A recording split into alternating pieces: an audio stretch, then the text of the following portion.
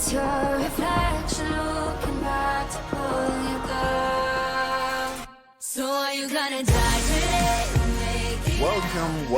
Welcome to the final day of VCS Spring Split 2023. It all comes down to this. In a few hours, one of our teams will be awarded the coveted VCS Shield, and we will know the Vietnamese representative for the mid-season invitational. But until then, there's still a huge series to be played. It's finals time. My name is Yuwei, and I've brought along two excellent analysts to help me make sense of the action today. Welcome, Krenzi and Mabinogi. How are you feeling today? Well, good morning, everyone. I'd like to welcome you as well to the, of course, long-awaited VCS finals. We have seen those teams already face each other again in the Juggernaut match, and that was a 5-game banger. So I am hopeful that we will see another one of those today. Yeah, I'm doing pretty well. Very excited to see the run back of the upper final. Hopefully it goes to just as many games. Pippin is not interested in seeing the games, apparently, but as he realizes it is his time to leave. But yeah, I'm very excited to see these teams clash once again. It was super close last time, and with what the display SBTC put up against Cerberus yesterday, I think they are in a fantastic position to take us back to 5 games. Yeah, let's have a quick recap of the how the playoffs unfolded. So the playoffs graphics, please. This is because we have had quite a few best of 5s actually this split. 6 best of 5s, the last one of course to be played today. GAM won against Cerberus in round 1. SPTC kind of upset Wales after losing the tiebreaker, of course, the week before, so that was already a surprise. Then we had the big semi-final GAM against SPTC that you just mentioned, Marby, and that was a banger 5-game series. SPTC dropped down to the lower bracket and defeated Cerberus quickly, swiftly, put them away in a 3-0 yesterday, and here they are again, second chance against GAM today. Krenzi, do you feel like SPTC will push them to 5 games again?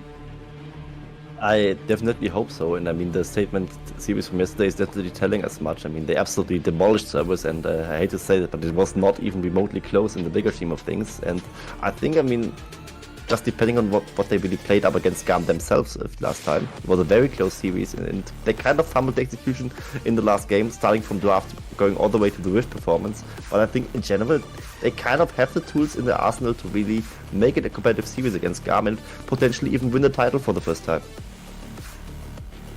Yeah, but before we focus in on the 2 finalists today and dive deep in the matchup, I want to quickly also spend some time to pay respect to the other teams and reflect on the whole split that lays behind us now, because of course today is the very last day, and we've had a lot of action across the last 2.5 months, 3 months, or roundabout.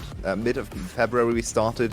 So I've brought along 5 questions I want to ask you two, and let's start with this one. If you had to name one player champion combination in the VCS that to save your life, so they play and they have to win the game, otherwise whatever, something bad happens to you, so you have to choose your champion and player, who would it be and what champion would they be playing? I shall start. Yeah, go for it. I think that's kind of like putting away something of the analysis of what we will talk about later. But it would actually right now be Kiaya's Cannon, or something like the Jinx from Von Slater, of course. But I think actually I would go with Kiaya Cannon right now, because it's just such a thing. It has to be banned out. If it isn't banned out, he showed us in Game 5 that he will run away with the game. Yeah, literally any jungler and Wukong would be the answer, because Wukong absolutely had a absolutely terrific win rate across the split. If I had to pick one jungler in particular, though, it would be Levi. He played a ton of that monkey, and he racked up a lot of wins. He was kind of, throughout the split, the best jungler in the league, and because everybody was playing Wukong, you can't really hold the high number of Wukong games against him, so... Yeah, I mean, we can see why these 2 teams made the final, as both of my analysts mention only players of those 2 teams, so it makes a lot of sense, of course. You have to choose the best players to defend your life. So let's maybe give some of the other players a chance, and I want to ask you, compared to the very last split, so summer 2022, which player improved the most? Who do you think is the most improved player, really just compared to last split's performance? Compared to last split, I think 100% it has to be Slater. Slater went from an absolute bottom feeder on Genius Esports, and you could probably attribute a lot of that to team atmosphere and all that such. But he has been the superstar for SBTC this split, taking over from Celebrity, and from what a lot of people thought would have been a side grade, maybe slight downgrade given the last split, he's popped off. He's been a huge upgrade overall. I actually kind of disagree with that sentiment. I think Slater, this might just be a bit of copium, but on his stints on Genius Esports and Flash, I think he was kind of also getting team lifted a little bit, and I think it can't really be too fair to fault him too much. I would actually name a player that isn't even in the finals, not even in the playoffs yet. I would actually name Guri on the side of Sagan Buffalo, because he has replaced BJ, and he has definitely put up some stellar performances. Draws unique target points, like the Talia jungle, sometimes the Gragas jungle, and I think Guri should be one of those players that we have on our papers for next split as well. A player that didn't play last split? I'm not sure if Can he you counts. argue a new player is most improved? I'm not sure. I mean, he's probably improved from not playing But to being actually the starter. Kind of makes sense. He did improve from being only able to play Talia to being an actually pretty decent jungler, so we'll give him that. I'll give it. Yeah. And kind of in a similar vein, maybe also trying to give some of the other teams a chance to make their appearance here on our finals desk. So we are in this fictional situation right now. Both coaches of the finals team, so SBDC's Ren and of course Hankei for GAM, are offered to replace one player of their team just on the final stage. Just today, right now, they're offered to take any player from any other team and plug and play them in the finals. That's gonna happen in a few minutes. Would you do? I mean, it's not very likely that you would. But if you could, is there a player you would consider for this one? I mean, that's the obvious one. Yeah, there are two obvious ones for me actually. Like if I was Hankai, I would try to steal Slater, so they don't have him, and I have him. No, from the other teams. From the other teams. You can't take away players from SE or the GAM. Oh. Yeah, that makes it more interesting actually. The obvious one is still bring B back. But I'm not going to say that. I'm going to instead move across a bit and say, if I could, I would probably look to maybe upgrade DNK. Where does that fall into? Maybe Drakthar, maybe Ego. You could even go for Killer Queen. I think one of these players could actually.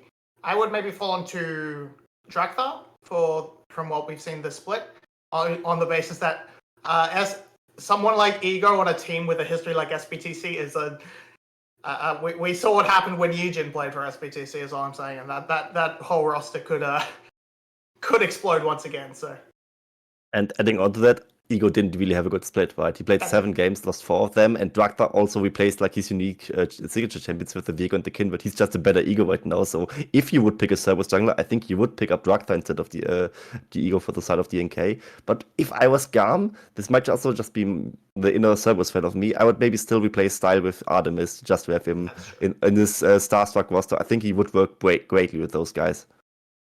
Yeah, those like Style and B were kind of the target for my question, but I'm super happy to also have this other perspective here from Mami. I was not thinking about DNK, but that's actually a cool shout. Yeah, DNK and Drakthar instead of DNK, a little bit more playmaking, maybe. I mean, I feel bad because I am a DNK fan, but I do think if you had to look at someone to replace on SBTC, that's the one you're going to look at. I'm afraid. Okay, well, we already started talking about the two finalist teams, so my last prompt is gonna go in that direction too, and it's about our very hyped top lane matchup today. I'm gonna ask you, would you choose Emperor on Cassandra or Kiaya on Jace? Kiaya on Jace.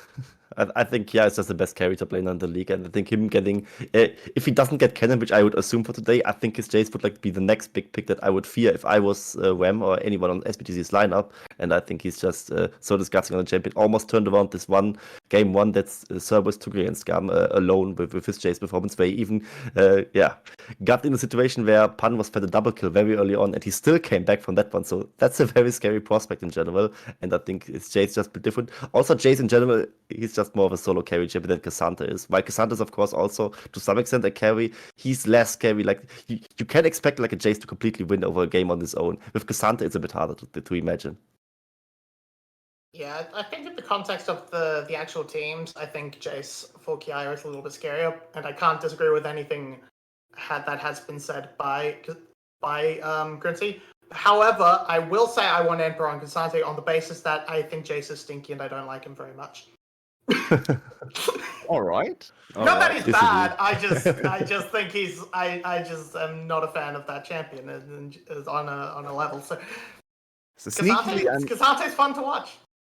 sneakily, I'm actually hoping we is. get to see Enper Casanti against Kiaya Jace in one of the games, hopefully, so we can actually just examine this question again with a little bit of evidence right in front of us.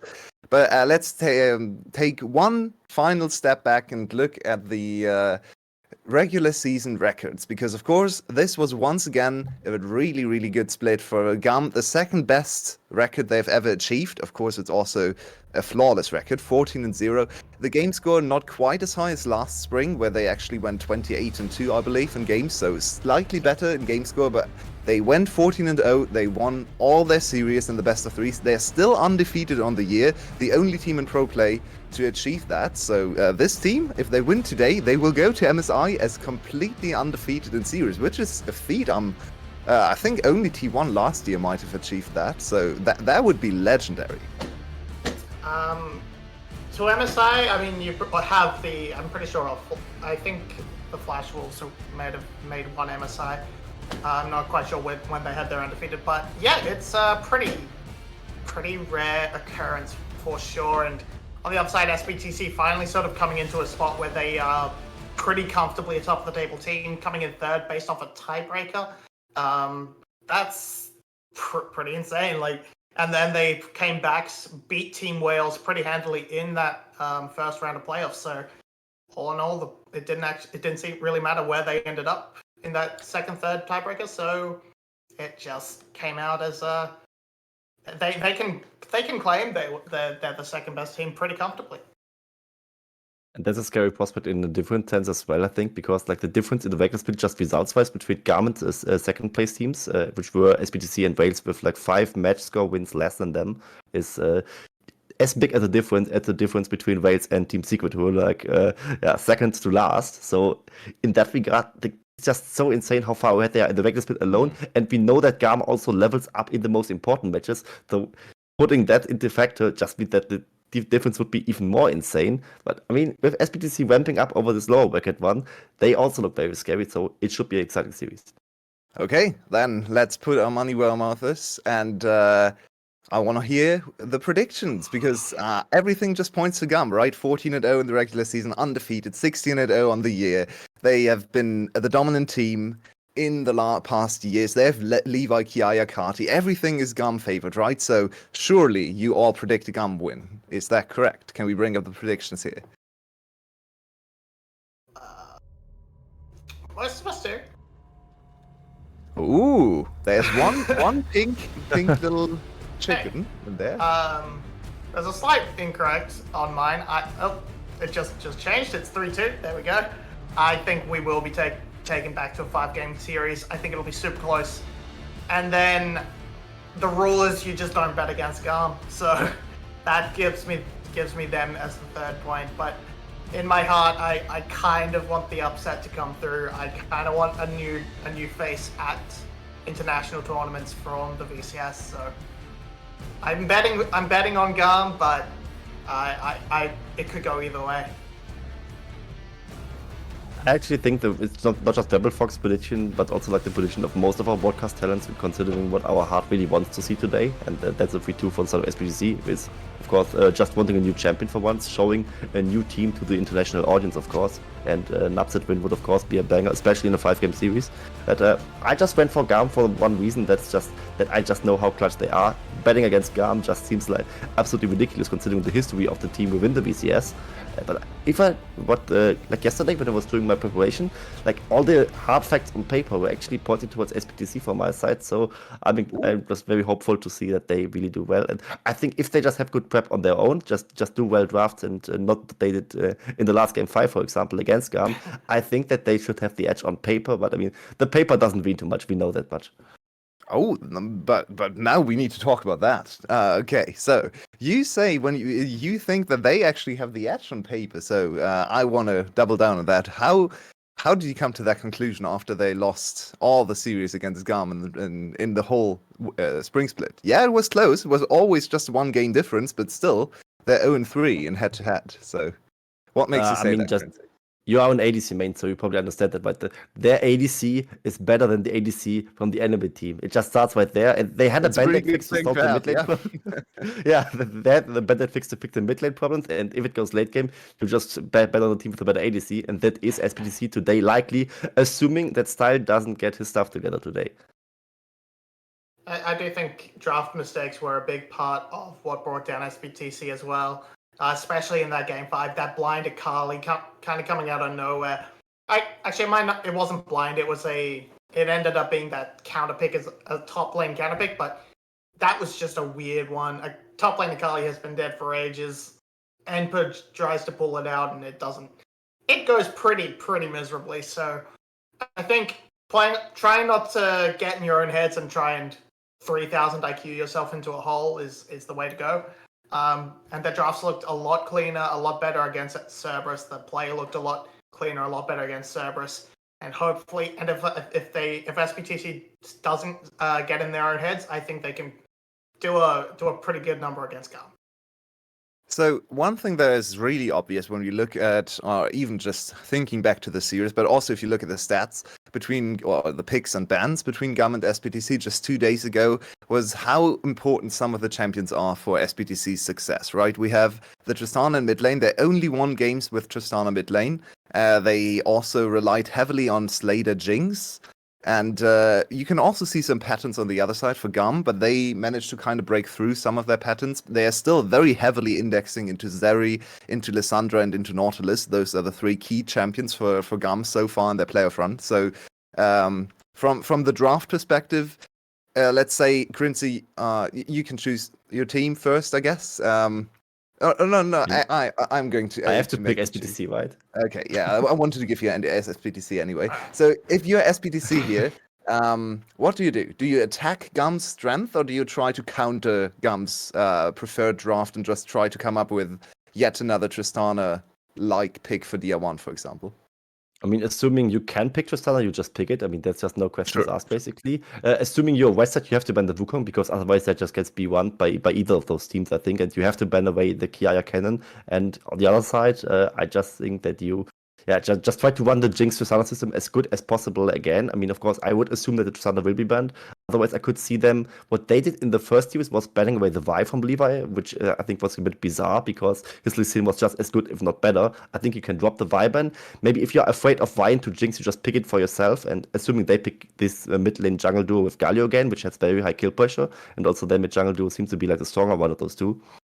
I think you can counter that with something like Cassiopeia to just fix your DPS and damage split in general and just still run the Jinx competition. And assuming you don't lose mid jungle too hard, which should be possible with those pickups, I think you can just reduce later in the late game. Because with Cannon being taken away, I think tank versus tank top lane is more than fine for Emperor. And Maui, from Hanke's perspective, our absolutely adored GAM coach, what does he do to change some of the outcomes?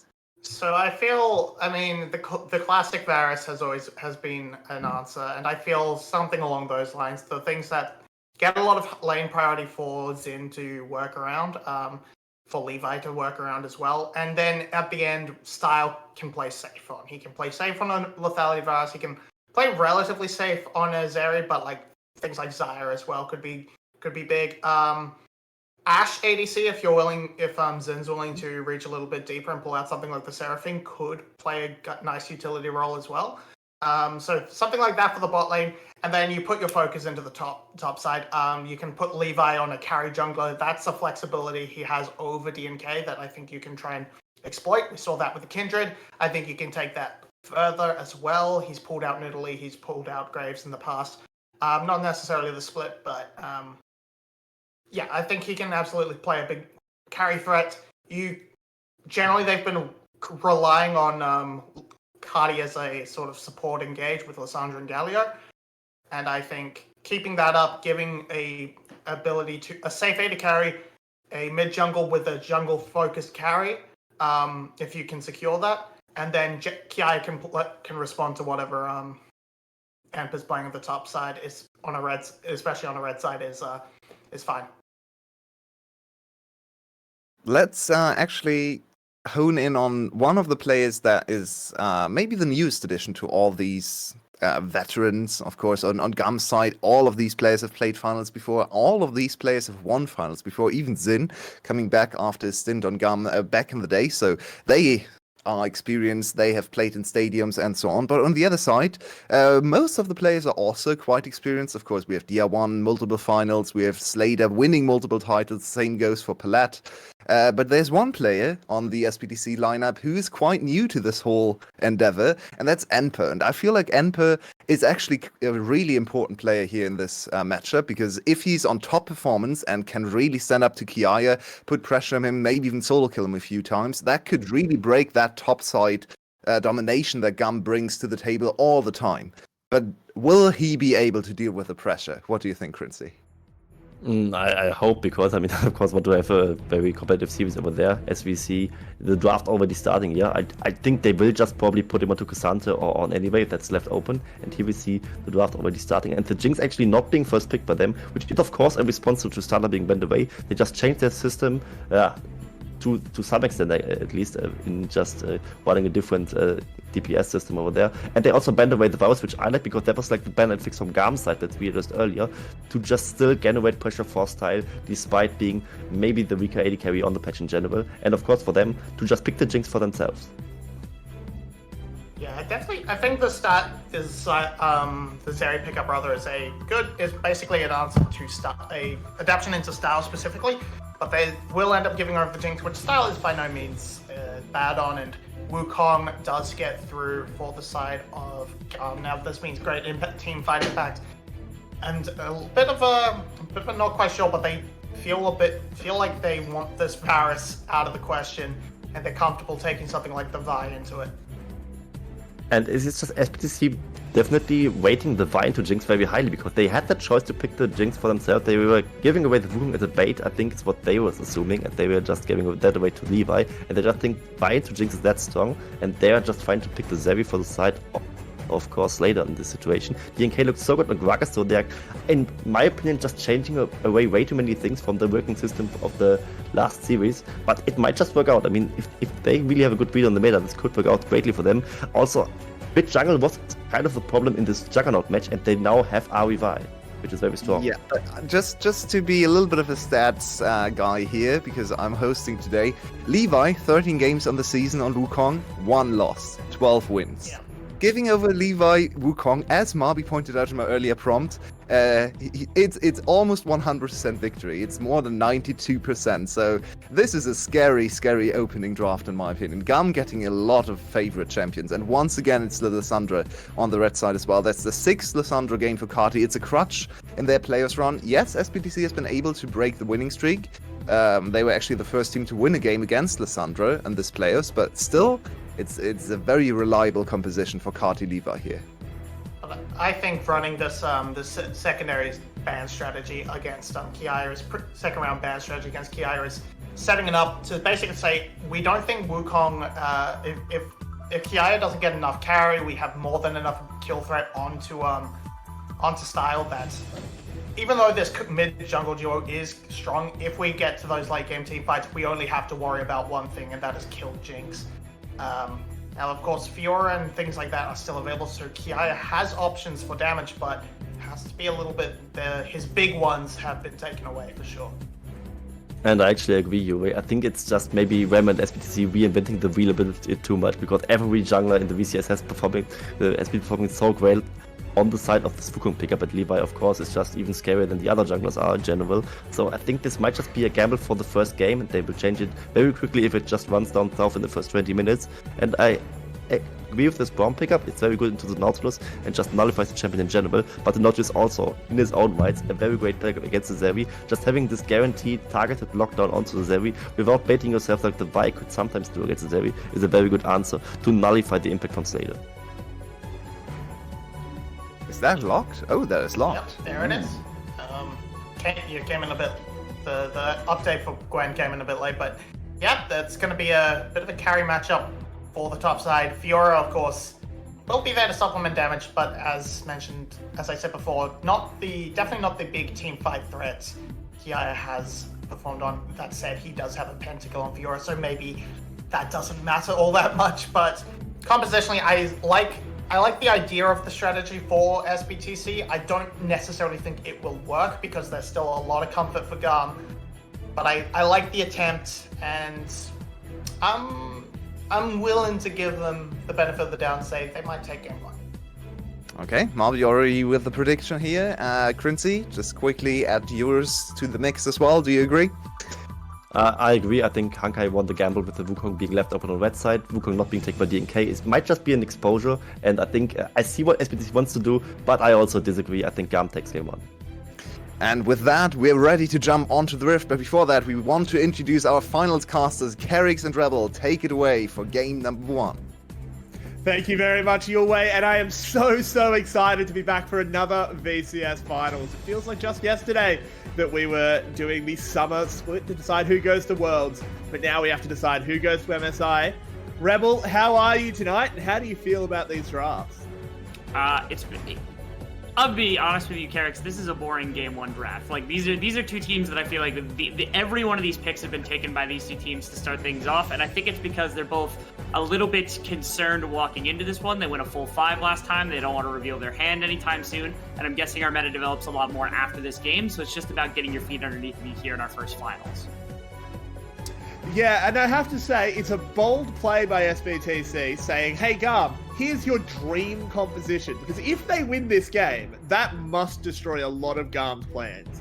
That said, really uphill battle to win this game. I think giving Kati Lissandra, giving Wukong to Levi, I mean, it's a best of 5, so at least you've got 4 more tries in draft, right? Yeah, something I was noticing when I was kind of walking into this series was like champions like Wukong and also champions like Rakan are not really in the wheelhouse of SBTC, which goes against so much because like it means not only do you have to like focus on like maybe banning them out, but even if they're available, like you cannot let GAM have them because they're specialties for GAM. So it's so much more valuable to try to ban champions like that. And the same goes with like Lissandra and some of these other things that kind of pop out. The only position where it feels like, you know, there's a 1-to-1 pool to actually compare against is actually bot lane, where it's like, okay, the Zeri and the Jinx are both super popular, but even some of the other stuff ends up being kind of crossed between both champion pools. And so I worry about that for SBTC walking into this one, is that they can't take away champions like Rakan and like Wukong very early in the draft because they just don't play them the same way the GAM does. Enper playing very aggressively on the top side here, stacking about half a wave of CS to force Kiaya back. He knows he wins level 1. Yeah. Not only that, the lethal tempo, so he's got like a range advantage, he's got the attack speed advantage, like he just wins. Like I said, now he has to back off because I think he's terrified that the wave would end up catching him in a bad position, but he will hit 2 first. There it is. Yep, it's just going to try and keep on snipping. He's got no time for Kiaya. We love to see a confident Enper as well. This is a player that rides his own height. He does smell his own farts, and that is important. He has to be full of himself this series if he's going to take out Kiaya. Yeah, very much so, especially after the last series that we saw between these two. Emperor did not have the greatest, especially ending on that Akali game, but for the most part did actually have a great series in general. Was a little bit kind of beaten down by Kiaya. Top lane's importance was really kind of dissuaded. And the thing that I was like really wanting to see today is both teams getting their top laner more unlocked. Again, Emperor and Kiaya, two of the best carry top laners that we have inside of the VCS. So the fact that we went basically a whole best of 5 without seeing the most ridiculous impact. We had a game where Emperor's Gwen was really good. We had a game where Kiaya was really, really on point, and especially the Kennen in the final game was good. But getting both of them involved for the entire best of 5, I think, is an X factor that we could expect to see from both these teams, especially on SBTC's side. Yeah, I will say getting Tier 1 onto the Ahri as well is pretty exciting stuff. He has actually been super explosive player on this. But with Levi now approaching the top side, Enper sees him coming, but this does relieve a lot of pressure on Kiaya.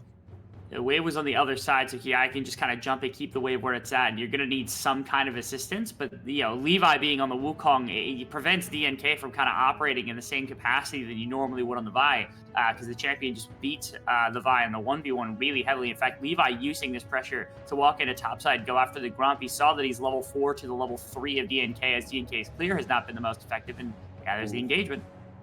Yeah, DNK's in a lot of trouble here, getting chased down by Levi. There's a flash. Ooh, oh no, the burn from Red. And you saw DNK on the camera, and he's furious. Yeah, I mean, I'm not sure how this wasn't actually, like, thought out by DNK, because he sees him, he's down a whole level, he's down, like, 2 full camps. You don't have topside push, because, again, the wave ended up bouncing back. Mid lane is pushed in constantly by Kati. Like, if you're DNK, you have to know this is possible. You can make that read 100 times out of 100 if you're DNK. So being frustrated like that is so confusing, because they knew it was a possibility. Like, look at this, like, even saw the ward go down. Yeah, he actually started the fight as well. He used the Q on Levi. You've got no hope. GAM, in the meantime, had to call in a TP to the top side. Enper knew he was about to get dove, so they had to call Dia1 to go top. He's going to lose a wave in mid for this. This is a disaster, Rebel. Yeah, I mean, again, this is one of the biggest issues I think that will arise in this series if this kind of jungle trade-off is constantly made, which is that Wukong is so oppressive into Vi. It has been in the VCS all split long. It's just a good champion matchup in general. And so if DNK is not able to play it, or they're not willing to take it ahead of the Vi in the drafting phase, or not trading it for something more important, I mean, you're seeing what the ramifications of that are. It's that Levi just gets to kind of run the map. And that's what happened with our game 1. I know you were super excited because it was the Kindred, obviously, that was being run instead of the Wukong. But in the same way, you have this level of domination that you normally just don't get, that Levi is going to be able to kind of throw into this game that SBTC is going to have to respond to.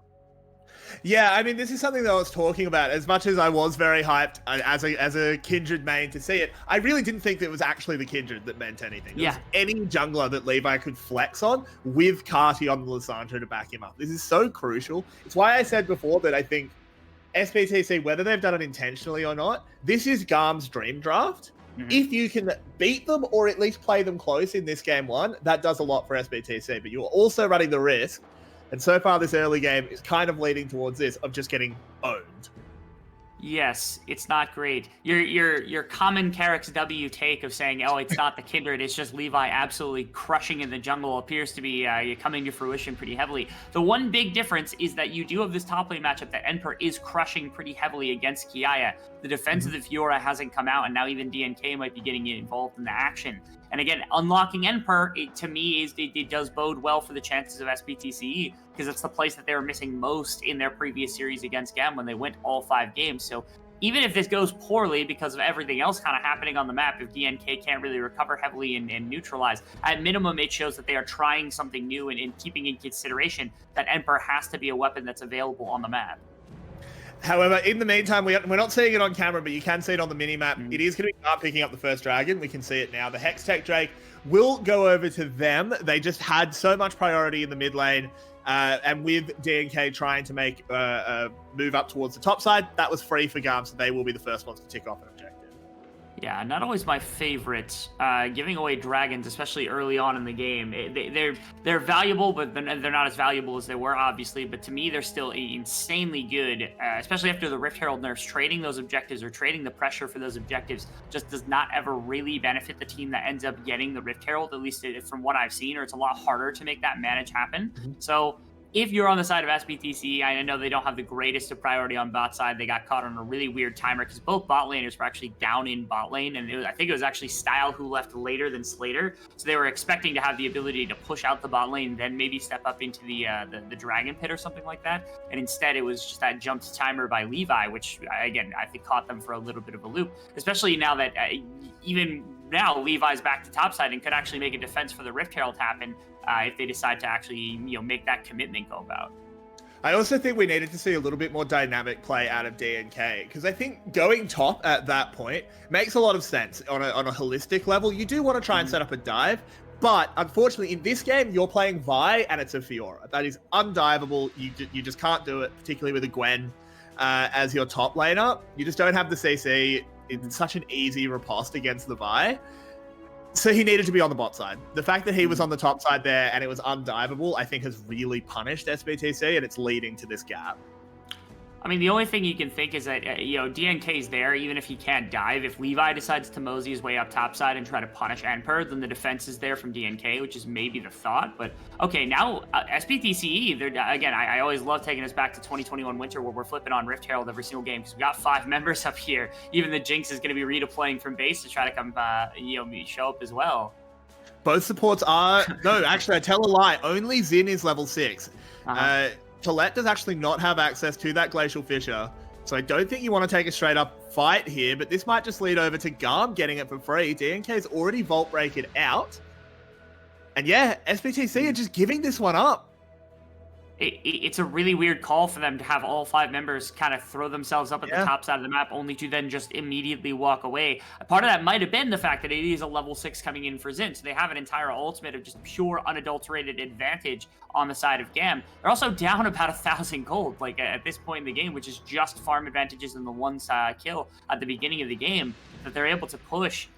This is a sleepy looking SBTC. This is not the roster that came out even in our first game of the first series that these two played 2 days ago. To be able to see what they're actually competing against. Again, they're playing a lot more passively, probably protecting themselves in the series just a little bit. Again, they don't want to lose. They don't want to be knocked out. They don't want to be making massive mistakes early on here. But again, this is hopefully not the way that the remainder of the series goes, because this is not the SBTC that we think are going to be able to beat GAM in any capacity. I will say, just as a slight devil's advocate, though I obviously agree with you overall, there is a little bit of a counterfeiting in the gold lead, in that a lot of that gold lead is Levi over DNK, but DNK's gold is not actually that important. He's a Vi, he can operate on very low econ, whereas Slater actually has a significant CS lead over Style, and that's much more important. But let's talk about the top lane, because we have a clash between the tops. Good dodge there by Kiaya will get him away. Yeah, again, it is a continued pushing of this advantage by Emperor, which I think is super beneficial to the game. Like you said, when it comes to gold allocation, I think gold allocation is fine for the side of SBTCE. They've got good farm on the bot lane. They're continuing to pull an advantage on top that Emperor is going to be able to push even further by having a freeze up here if he decides to keep it right now. And like you said, the main advantage coming through here from the side of GAM, again, is that first blood that went onto Levi. The fear is whether the Wukong is going to be able to have a massive impact over the remainder of the game, whether Levi is going to be able to put in a bunch of damage against the rest of the team. Now that he has Sunder completed, this is where the game can kind of break open, and Levi can really start to push his advantage because he's got this insane Sheen proc to be able to go attacking. So Kadi roaming alongside the Wukong could be really beneficial. Oh, there's a catch in onto Cardi, has a lot of time to buy with that self-ult, but Slater's here, can collect a kill, and that Zeri's off to a good start. Yeah, it was a bit of greed for the ward right there as Kadi was trying to clear out that one red ward, and there were 4 members kind of circling him. I thought he was going to be able to get the E off, but he actually got stuck right at the last second as DNK was able to hit that ultimate right before the E goes through, which prevents Kadi from getting away and giving a kill over to Slay. Okay. Tier 1's dead. Yes, Tier 1's dead. The immediate turnabout. It's even crazier because, like, I don't remember Dia1 actually utilizing Spirit Rush, so I don't know if it was Flash and Spirit Rush that were both available for that play, which is what confuses me so much, is how in the world Levi found Dia1 with Spirit Rush and Flash both potentially up during that play. It is possible Spirit Rush got utilized during the play against Kadi, but you'd think there'd be at least a charge left, at least the one Flash left. Here, we actually had to figure it out. Yeah, so the Spirit Rush was down, but the Flash is up. Oh my god! Okay. He's just got damage. I don't know what else to say. He just kind of dogged him. He really did, Coming yeah. back out. We do have another kill going towards SBTC. As they go up to the top side, they do manage to find Kiaya out of position. Okay, again, this is a bit of the fight back. Again, gold onto Wukong is a really valuable thing because Wukong can carry the beginning of games, but getting gold onto Ember, getting good old gold onto Slater, very valuable. Right here, the Rift Herald gets split between a couple of members, and it does mean Style gets some...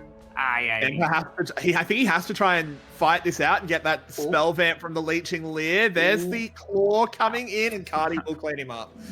Tragic. Really? Okay, good punish from Kadi right there, as that's able to... I mean, again, it's they're trying to set up Emperor to be able to do as he pleases. Kadi says, I'm not going to allow that to happen in any capacity. Going to punish the top lane as Emperor is just greeding for turret plates and things like that, trying to greed for the wave that's going to be shoved in to make sure Kiaya doesn't get anything else. Deny the Fiora just a little bit more than what you had previously. It is unfortunate the kill went on to DNK when DNK originally came up. Yeah, I mean, that's just Emperor saying, yeah, I want to play getting ulted. Yeah, that's just Emperor saying, I don't know where the Lysandre is, but he's probably not top lane, right? And yeah, the wrong call.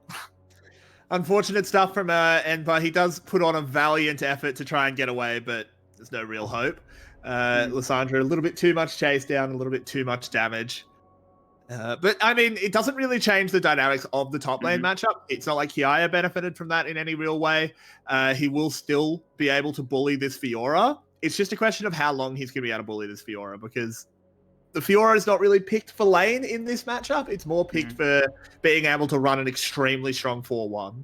Yeah, being able to have a split pusher on the side of the map that usually does not lose in the later stage of the game. Gwen oftentimes can still stand in that laning phase. So if you pick a tank or something, like eventually it gets to the point where Fiora just kind of dogs that tank, and there's nothing that they get. Like I've even seen games where like Sion is standing in opposition to a Fiora, and Fiora just doesn't care. Fiora will literally just hit tower because you can't do enough damage to Fiora to actually warrant it on the side of the Sion. But in a game like this, Gwen's always got some persistent threat against the Fiora, no matter what the circumstance. So at minimum, you'll be able to stand in the side wave, but you honestly want Emperor in every single team fight, and Kiaya doesn't have to do that. So the stronger and better that Kiaya is set up for the later stage of the game, the easier it is for them to strip away one of the major team fighting elements of this squad, especially when you've indexed this much into Emperor at the beginning of this game. Even now, I mean, you're seeing like the majority of resources that they've been able to put on the map, the majority of time that DNK has spent on this map has been to make sure that Emperor is set up in everything. Speaking of Emperor, they're going to dive in on top of him. A lot of damage immediately being dealt. Can they deny this Fiora ult? They can't, but they can trade it back. Some healing coming in onto Kiaya, but he's in a 2v1. He can't really parry a lot of the CC that will come out. DNK, they're just going to give it up. They want to give this kill to Dia1. That makes a lot of sense. Tier 1. He gets it eventually. But that is a good play there for SBTC. They come out in a 2-for-1. It is. Biggest thing is that, again, the rotate came up from GAM and from Slater to ensure that mid lane is going to be covered here. They're going for Rift Herald. That's what they want more than anything else. And with GAM having 2 dragons, again, getting any kind of gold advantage back so that they can continue fighting now for 3rd, 4th, 5th Drake, whatever it is from the side of SE, is definitely their game plan. Okay, a little bit of... Cardi moved up just to try and defend the tower, but Tier 1 wants him. The self-ult from Vi. Is there follow-up damage? The orb only lands 1 charge. The claw coming in. There's a teleport on top of him. Tier 1's in trouble. No way! Another stopwatch. Oh my word, League of Stopwatch. Okay, that's our Spring Split MVP right there. We were talking about this before the series started. Kadi got so many votes from us, and being not only the best mid laner, but also just having one of the best splits and probably being the MVP alongside Levi as our 2 main vote receivers. That's one of the things that we see. Kadi from any other split loses this duel handily most of the time against Tier 1.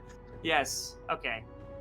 All right, this is the duel from earlier. This is a lot lamer. Hopefully we get the other replay because it was a lot more interesting than this one. It's just a trade of kills. I was interested why they decided to TP up here. Again, I thought it was exclusively so that they could go for the Rift Herald. It did end up being that DL1 didn't quite get the trade kill, which is unfortunate. But I believe they still have the ability to grab up the first or second Rift Herald here and to get Shirley activated to try to push for one of these towers, maybe utilize it to help set up Dragon.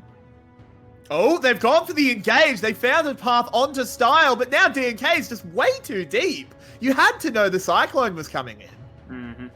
That was a questionable decision. And again, this also drives them off 3rd Dragon. So again, it's a Cloud Soul. It's, for some of our analysts, it's not the greatest win condition of all time, but setting up to allow Lissandra and Wukong better access to get into the enemy team with all this additional movement speed, and getting them onto Elder faster when they don't have to worry about, like, they're not down in gold, they're winning team fights, they're doing all this stuff. Getting onto Elder even faster is forcing, really forcing for SBTCE. So again, it's GAM who just has more or less complete control. I know the gold doesn't look insanely different between the 2 teams, but GAM has yet to unleash a full Wukong and Lissandra combo on the side of SBTCE. We haven't really seen what the 5-on-5 looks like yet. Instead, it just seems like GAM is able to run these neutral objectives effectively.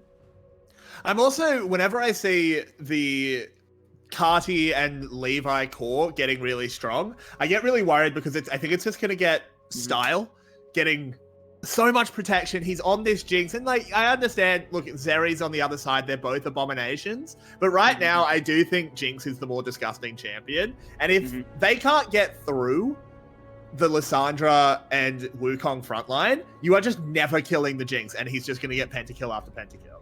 And the other thing is, like, in the first series that we saw between these two, it was oftentimes it was Slater and Paulette who were doing a bunch of work to try to make sure that Style was shut out of games, which was a great thing. Again, don't get me wrong, that is the right play, and that's correct in every way. This game was not that game because you have Slater on Zeri, and then you have Braum next to it, which is never going to be engaged into by Jinx and Nautilus, but they did no damage at the beginning of the game. Style's a bit behind in terms of farm. Yes, you have 1 kill to 1 kill here. You're down a little bit of itemization.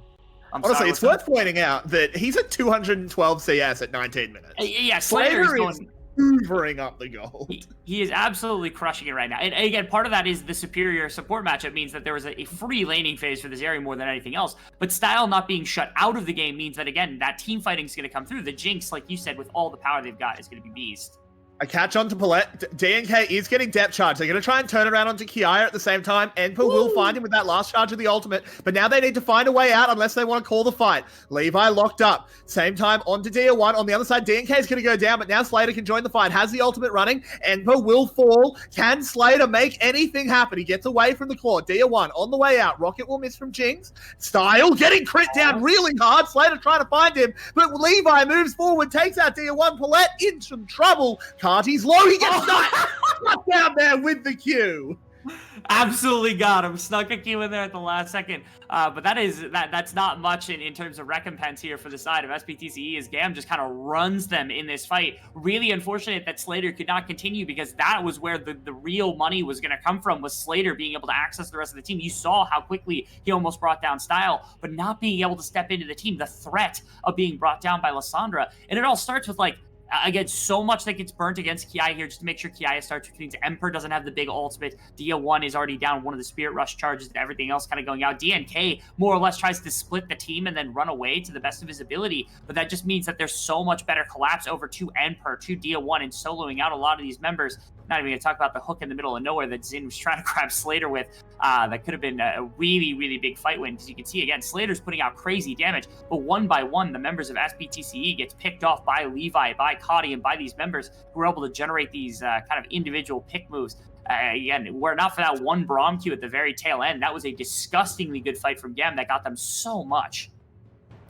Yeah, and I mean, this is kind of what I was getting at before, is you have such a powerful front line, particularly in Levi. So he did 3.3k damage compared to just 490 out of DNK. It's a bit of a diffy in the jiffy right now. Hopefully they can fix it up, because Slater was clearly dealing a lot of damage. He clearly is doing well this game, and Zeri only gets scarier as the game goes on. But he needs help from the rest of his team. He does. He needs space more than anything else. That's one of the biggest things. Is DNK is not really massively tanky. I actually kind of wish it would have been Black Cleaver Radiant Virtue from DNK, just to try to get some additional armor shred, and then to be a bit more of a frontliner alongside Paulette, so that you could have this more kind of ability to fight back against Levi and Cotty and even Zin, who are standing on the front line, not allowing for Slater to take space. Because again, Cotty can go diving at any point, Levi can go diving at any point. This is a bold call from SBTCE, although Fiora's on the other side of the map just now TPing, and this is likely the call off. They get the TP, that's valuable, and then they're done. Yeah, they get the TP 45 seconds before Dragon. I actually really like this move from SBTC. That was pretty slick. Yeah, it's not too bad. My only thing is, like, the Fiora can just rejoin now the rest of the team alongside the team fight around Dragon. Now you're with the rest of the team in the mid lane, so it's harder to push for mid prio if you're SBTCE. If they could reset this, like if they had another 30 seconds or something on the Dragon, it would have felt really bad to be Kiaya, because then you're like, okay, I could have put so much more pressure instead of TPing to this Baron buff. But with Wolmy, one wave, I mean, you're basically splitting these minions a couple ways. You already have a wave shoved on bottom, which means that you go pushing if you end up winning the Dragon fight. It's not the most detrimental loss to GAM, as both teams have all 5 members here ready and raring to go for this sole point. But SC have just completely given up at the entrance to the river. They didn't contest it at all. Dragon's already been started. They've just been completely outplayed. They needed to pull the trigger, and they're going to try and trade it for Baron, but they're too late. Yeah, I think they're really, really late here. I mean, in fairness, they lose prio to the river, because, again, having Kiaya was really beneficial. They were the last one to the wave, and it meant it was a lot harder to kind of make those things happen. Emperor is also on a ward. They're like trying to turn for a fight right now. What in the world? I think they have to. They go in immediately. A lot of damage being dealt, but the vibe will immediately melt down. Slater is the one to watch, repositioning over the wall. Can they find anything? Gwen has fallen down. A hook has gone in onto Slater. That's game. That is just going to be it, I think, as GAM wipe them off the map. They have Cloud Soul. They're just going to run it down the mid. I don't think they can actually finish on this push, but we can put game 1 in the books. What the hell were they thinking right there? Like, they go for this Baron push, they try to pull Kiai's TP, they get it, then they lose the fight, like, they lose full position on Dragon, then they walk over to Baron and try to bait it, they're on Vision, and they're like, oh, let's just run and flash directly into mid lane to fight. Well, I will say, if this was SBTC testing things against GAM's best comp, then okay. Game 2, you can start banning things like the Wukong, because it simply did not work. Levi is too good, and he's even better on the Wukong, and GAM will get themselves up to a 1-0 lead. And what a finicky start coming out from SBTCE. Like, DNK seemed a little bit shaken. Their decision-making, especially at the end there, was really, really questionable. And the team fighting doesn't even look terrible. Again, Slater was putting out a ridiculous amount of damage on the Zarya. He's playing fine. I don't think they really needed to, like, spark something really quick to get that game exploded. Like, they didn't need to fight that heavily into GAM. I don't know why they decided to hard coin flip that game on a fight that was very obviously coming the way of GAM. And that they got basically nothing from. When they kill one person that for the entire fight, like, it just, that was so strange from SBTCE. I'm hoping that that's not just like, I'm hoping it's first game jitters and nothing else. Because again, if they continue to play like that, it's going to be a very quick series for GAM. Yeah, and I think something we saw there is something that's plagued SBTC for a long time, and it was a lack of strong shot calling. The calls were really, really bad. But we are going to take a little bit of a break to get our calls ready. We'll be back in about 5 minutes with the VCS English Analyst Desk. Don't go anywhere.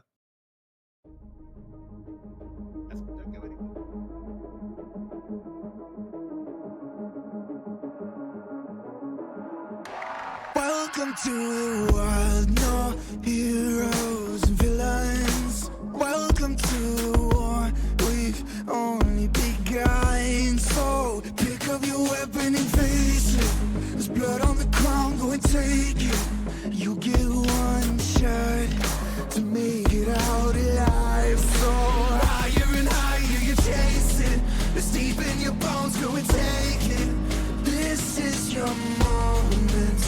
Now is your time, so prove yourself and rise, rise. Make them remember you. Rise, push through heaven. Rise, rise. They will remember you. Rise. Welcome to the climb up, reach for the summit. Visions brave, the one falls steadily the end. So higher and higher you chase it. It's deep in your blood, go and take it. This is your moment. Take to the skies, go. Prove yourself and rise, rise. Make them remember you. Push through heaven. They will remember you.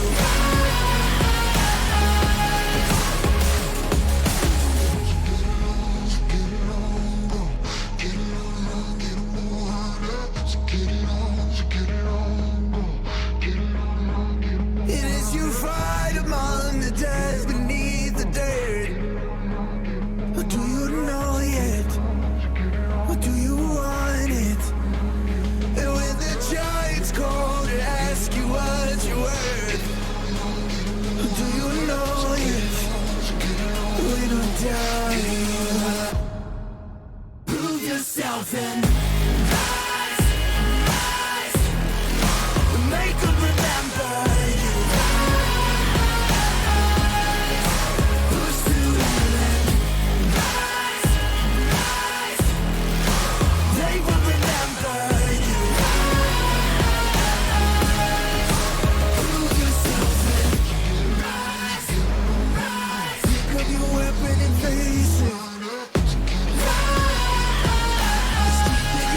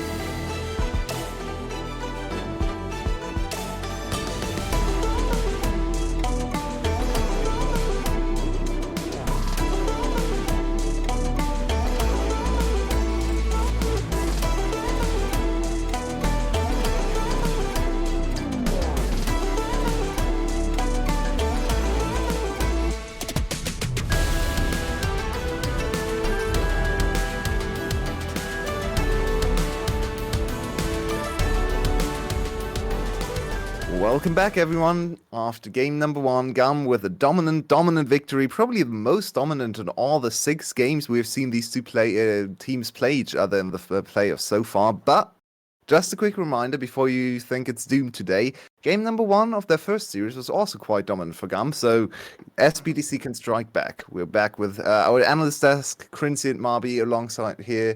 And Marby, let me ask you first. Why did SBTC fall apart in this first game? I mean, it wasn't.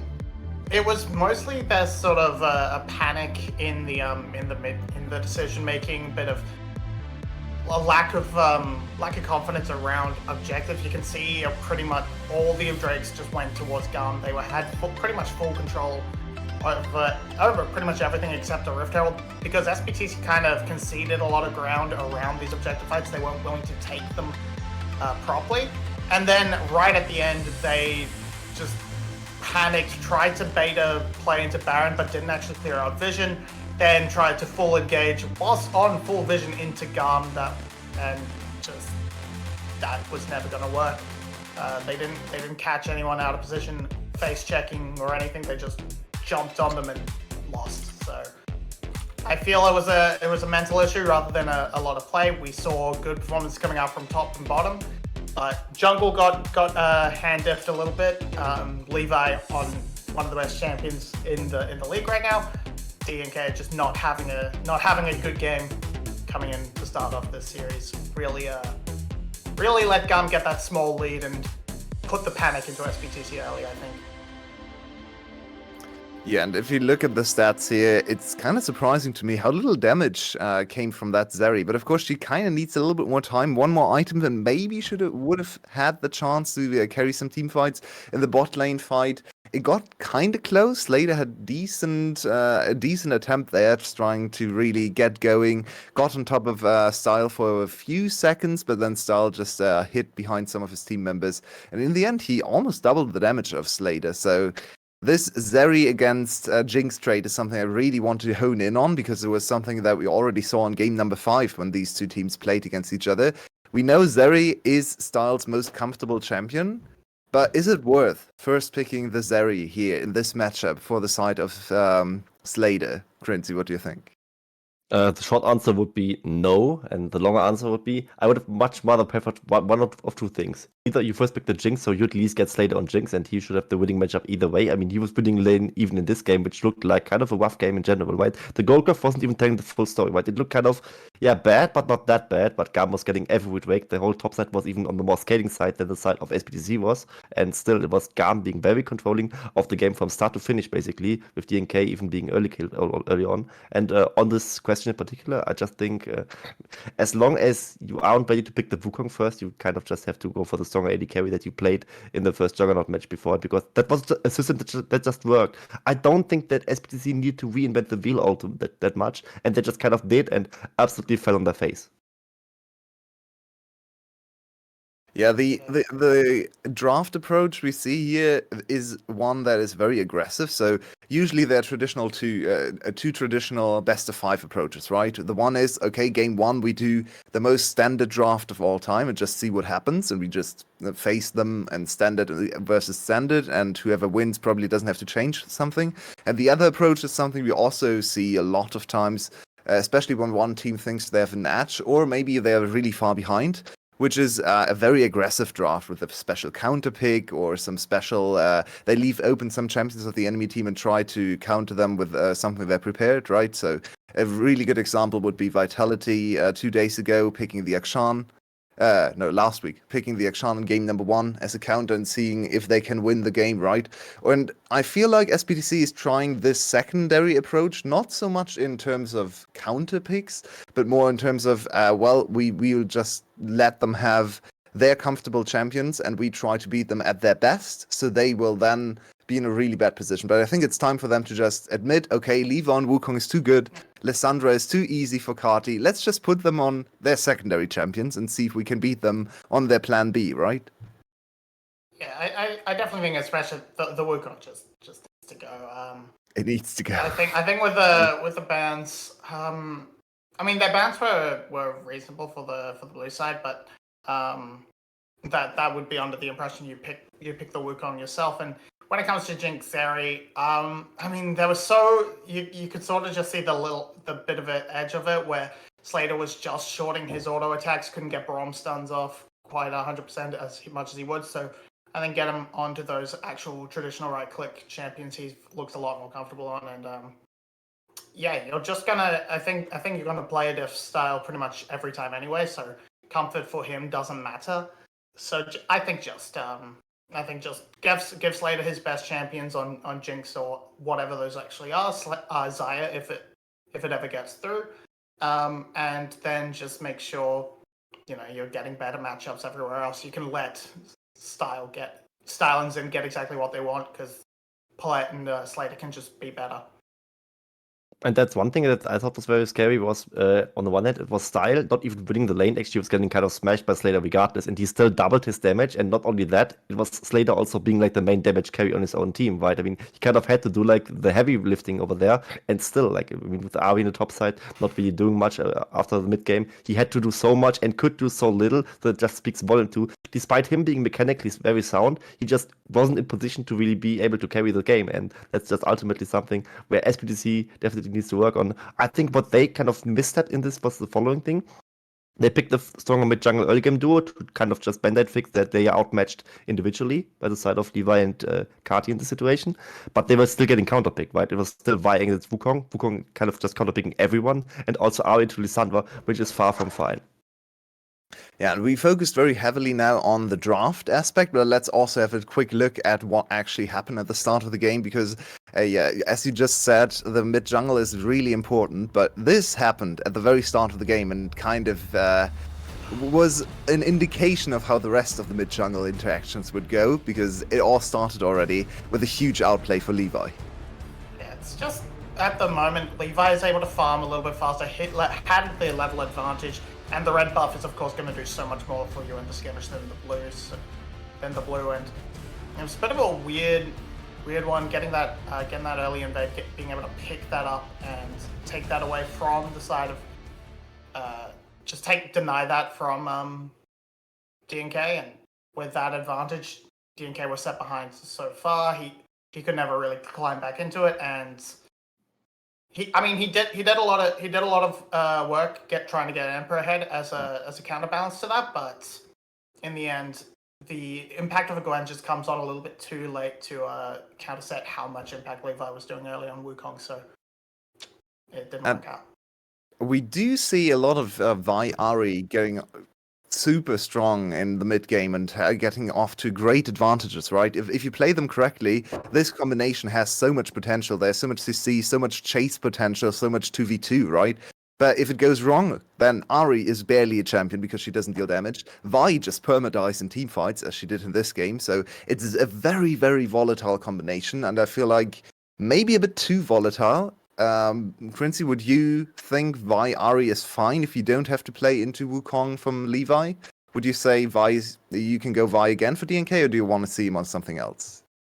I think actually you can go Vi again for him. I mean, he played it yesterday against Cerberus 3 times, looked well in these games all around. I don't think the Vi in general is a problem for him. I mean, it's not a very mechanically intensive champion, right? I mean, I think he just like felt the pressure and having to play up against Wukong from Levi, and just, I mean, we just not saw this replay, right? It was just Levi being a level head, just outing him down, and you also saw it in his face game. Like, he was not having fun this game whatsoever. I think the Vi in general is fine, but pairing it with Ari when Lissandra's open was like a very ballsy call. And the Lissandra alone just kind of answers it, and I think if you have the right setup around and kind of know what you're running into, or at least know that you aren't running into Lissandra, maybe even the Vega would be also a problem to run against if you are running Vi and Ari. I think that's something that's really should be worked around by SPTC. So I think the Vi is fine, the Ari not so much. Actually, I would love to see what I said before game one, something like Vi Cassiopeia that could also work against Lissandra, or even against the Galio that they were running for 2 days ago on the side of GAM. That is what I would want them to pick in the next game.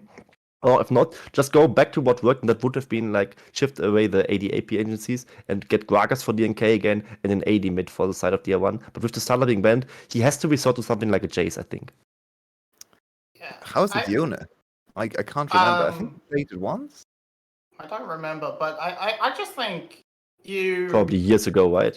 you understand Cardi's going to be playing these supportive mages, things like Galio, things like Lissandra. So why not just sort of accept you're getting a relatively safe lane and go for something strong, something that actually deals damage? Because as Nymera would loves to say and points out in the chat, Ari can do damage, but traditionally she's being built as a budget Twisted Fate. She's there to pick up picks and do a bit of CC setup for the rest of the team.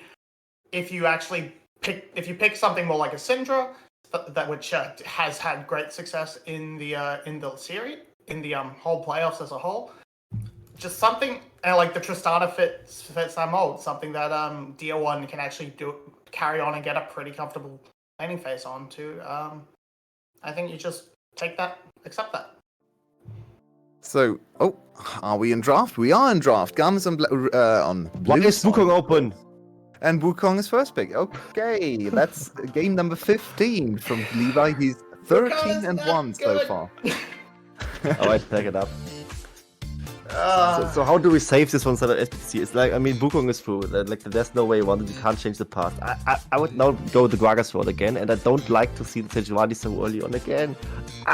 They also could pick Jinx right now, and you just don't have to fear running against Vi again because they already picked Wukong. I would assume that Wukong top lane, mid lane isn't really a thing anymore. So, not liking what SPTC started this draft off with. So is that just like okay? It's one of DNK's most comfortable champions. It's an okay matchup into the Wukong, considering it's there and it's too late to do anything about it. But I also disagree with the Zeri. I think, and this time around, they want Kiaya to be have a bit more of an impact. So it's up to what comes out now. Probably look to counterpick the Jax right now. Get him for a matchup he's comfortable with. Most likely Fiora or Cassante. But from there, yeah, I don't know. I don't know what to do from this point on, because What are they doing though? It's sort of playing a race the puppy comp at this point with two tanks and a hyper carry, but I would much prefer to raise a Jinx than a Zeri. But Cassandra's not even a good matchup into Jax. Like, huh? This is so confusing. You win I know. 3-6 at least. Oh yes. Wow. But, I mean, at least Enter is a really good Cassandra player and is the most That played as in well. players, but this is confusing to me. They leave open the Wukong once again. They pick DNK's Sedrani is fine. So we have a melee champ on the top lane at least. I would kind of want to see them double down, pick another melee for DR1 and at least go super skirmish heavy on the top side. Do you agree with that? In general, yes, but what do you really pick as a melee mid laner anymore? And like on the upside for SPC, there aren't many upsides. I think they at least got to shoehorn Kali's champion for a little bit. Yeah, Silas could probably be an option, but if you want to pick Silas, do you ban Lissandra and Galio? I don't think so. Yeah, I think you definitely could, but I don't think it's, as long as you pick up a melee support, I don't think you need that melee mid laner. But well, if you're gonna hover Renat all these enchanters, I'm a little bit less enthused. But yeah, so I guess maybe save that counter pick. You have to see what gets locked in first. Jace could be an option to cover a little bit of the mid lane melee thing, but we have to see what Cardi puts in first. And okay, don't play Jason to Syndra. I don't think that's a good idea. It just looks too comfortable to me. Like this, GAM is just chilling on stage in finals right now with these champions. It's just all their favorite hits. And also, like, SPTC is just not even picking the system that they went last time, and the system isn't even banned out, probably, right? I mean, the Tristana is taken away, but sure, I mean, they were expecting this one even in the last series, so they needed to have one answer against it, and maybe it is what Carrots is alluding to in the chat with Cassandra being mid and actually Akali top lane again, which is something that they went in last game 5 and it looked horribly, but that also, with DNK not starting Boots level 1, it might just work out. Akali might also fare a little bit better into the Jax than the Cannon. He's actually good into Syndra as well. But yeah, I feel DR1 is much more likely to take it up, and that's it, because these are both traditional matchups that are pretty comfortable, not necessarily winning but comfortable, which unfortunately means that the priority should go to GAM, and that means free Wukong time. So, here we have the drafts for game number 2. They left open the Wukong once again. Levi now 13-1, 94% win rate or something. So, it's already looking kind of good after one pick for GAM. But where do you guys land on the prediction for game number 2? Will GAM go off to 2-0 start and put the match point on already? Or can SPTC strike back against the Wukong first pick? Quincy, let's go to you first. Just to play a little bit of devil advocate on the side of SPTC, they at least have comfortable pickers in the top side and actually a good mid lane matchup this time, and bot lane was winning anyway. That could work out, but I don't think GAM is challenged whatsoever with this draft in general, and Levi got Wukong. So GAM 2-0. Yeah, I think really, if it was just sort of even teams, you could run a pretty comfortable angle for SPTC. The Akali has a pretty good access onto pretty good threat against both Jinx and Syndra.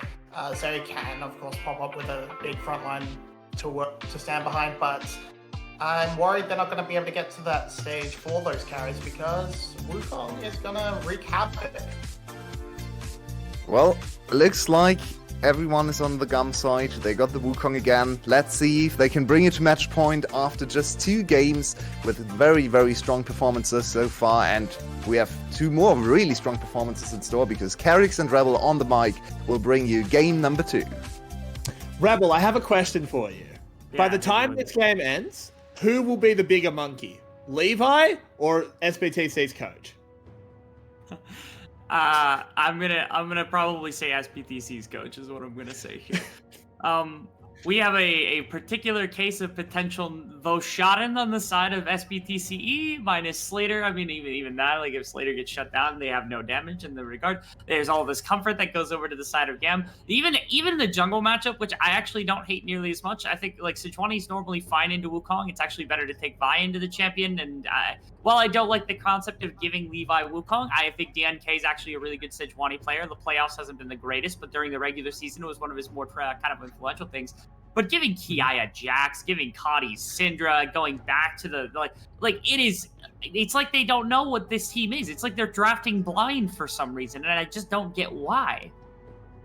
Yeah, and it's something Quincy said on the desk is this isn't even how they played in the upper bracket final where they took GAM to 5. Like there was they were 2-1 up. Like they were actually in a really good position against GAM. But they're just doing it differently. Paulette, ooh, wow, Zin missing a pretty crucial hook there. He's that's like the 3rd criminal hook I've seen this series, but it just doesn't matter because they got so much of the health bar of Paulette, but it doesn't if the hook lands, it's probably an insta flash from Slater. There's not actually we went away just as I thought a hook was gonna hit as well. Standard. But yeah, giving Kiaya this incredibly powerful top laner that he's extremely comfortable on seems pretty terrible. Fun fact, bit of VCS ancient history. When Kiaya first came into the league, he was heralded as this absolute Jax monster. And here he is, however many years later, still just being an absolute freak of nature on Jax. You've got to wonder what SPTC are thinking. Like I said, maybe it's a bit of calm. It's just surprising that they're not willing to try something early in this draft. It's one thing if it's if this is game 3 and they're already down 2 and they're trying to maintain a very kind of calm and postured position in the series and say, hey, let's take a standard game, let's see what's going on. But in a 5-game series, you typically want to throw the crazy stuff early. You don't want to bank on it game 3 because then you're coin flipping in a 3rd game instead of actually utilizing the best of your ability. Now that's to say, if you do something crazy in game number 3 and then it doesn't work, then it's and it works, then it's okay, the rest of the series gets thrown into disarray. But that's usually what game number 2 is for, right? Because if you remember, probably the best example of this is game 2 SKT versus I think it was. Man, who the heck was it? It was a team that ended up pulling out Zyra and Misfortune, or it was the Misfortune counter to the Zyra. That happened in game 2 of the World Final, or of the semifinals. It was Rox, that's what it was. Rox pulled that out in game 2. Why did they do that? Because they didn't know if it was going to be perfect, right? So then they pull it out in game 2 because they're okay, even if we lose with it, it's still going to be fine. And then it was meta defining the rest of the tournament, the rest of the series, right? they didn't do anything special. Unless the Akali just ends up being like an absolute beast of a champion, but no one is playing this champion, and it's not particularly strong right now. So it's confusing why SBTC has this much prio on this one champion, which is the only real unique thing that they added into the mix. Yeah, it does just seem a little bit too standard for my taste. I completely agree with you. And Dia 1 as well is getting bullied early up against a Syndra. Of course, you know. Oh, hang on. That's actually a very good combo. He can't follow up on it, unfortunately, so he does miss out on a fair bit of damage. But Syndra is not really a lane bully anymore. Obviously, if you're someone that maybe hasn't seen Syndra in quite some time, you might be saying, of course, he's getting bullied. It's Syndra. Syndra's not a lane bully anymore. She actually scales incredibly well after that mini rework. On the top side, Kiaya running down Enpa. He's got to get the hell out of there. And now the wave is in a shocking position. Yeah, things to note about this, again, this exact matchup was played during their last best of 5, and Kiaya absolutely crushed Enper. I think it was like 6 kills or something on Kiaya, and Enper went 0-4 or something along those lines. It was very, very bad for Enper inside of that one. So the matchup didn't go great for Enper to start with. The rest of the map's going okay. The fact that Dia 1 is actually staying relatively kind of similar to farm alongside Kadi, even through all this other stuff, means that eventually, like, when they both get out the laning phase, you're going to be pretty strong. You even see the experience difference that Dia 1's actually not doing too bad right now. The jungle matchup's going much better. Again, the Sejuani's feeling a lot more safe than what the Vi did in the previous game, where the Vi was just kind of getting bullied out from the Wukong. So as things stand right now, there's the biggest kind of potential worry I have in the game is actually the Jax for the side of SBTCE. Dia just dancing away. Zin did roam up. Levi was there as well. Lucky that Dia 1 didn't try and pull the trigger on anything there. Did read the play quite well. Actually did a pretty solid job getting away. It was a little strange because Kadi dumped the ultimate really, really quickly in that one. Assumably, the idea was to try to find the stun, but then you're pushing him further away from your support, and I think that came into effect really quickly in that little duel right there. So it does end up just being the Syndra ultimate. Not that it's that big of a deal. Again, you're not usually killing you're not going to solo kill the Akali most of the time anyways. The Syndra, as you said, she's less of a lane bully than she was before. It did give you some mid-prio, but they're just here to respond, and now you don't have Syndra ultimate for this. So this is what I was concerned about, is if SBTCE wants to take a fight. I mean, they've got one tool that they's not matched from the side of GAM at the moment. Yeah, they don't end up pulling the trigger on anything, though, and that may punish them, because you see where this wave is. Slater has to step up fairly fast, so DNK has to hang around just to stop any potential Levi plays. They should be able to push this into the tower, get a good reset timing. Slater has a cull that is representing to me that they don't want to fight at all around the bot side. Style, of course, is matched. It's just a question of who, if anyone, is going to make a play for an early dragon. Yeah, I think with the dragon that's out right now and like the chem tech, like it basically just has to be like a result of something fine happening. You're not going to force for this. If it's Infernal, if it's Mound or something, it makes a pretty decent impact. It's like, okay, we can actually force. And maybe that's what prevented SBTCE from going in. Again, if it's an Infernal Drake, it feels like they had an option to go fight the side of GAM and go for the dragon in general. And they chose not to, maybe because, again, you don't want to coin flip on a chem tech Drake, not even a soul, just a chem tech Drake this early in the game. And as a result, they just go back to standard laning practices. They go back to kind of sticking with where they're at right now. Nothing crazy is going on, nothing out of the ordinary. Again, it's a very kind of passive and calm way to play out the game, very similar to what we saw in game number 1 early from the side of SBTCE. The big difference is there hasn't been this big play from Levi that has kind of torn them up to begin the game. There's no massive advantage for GAM to play on.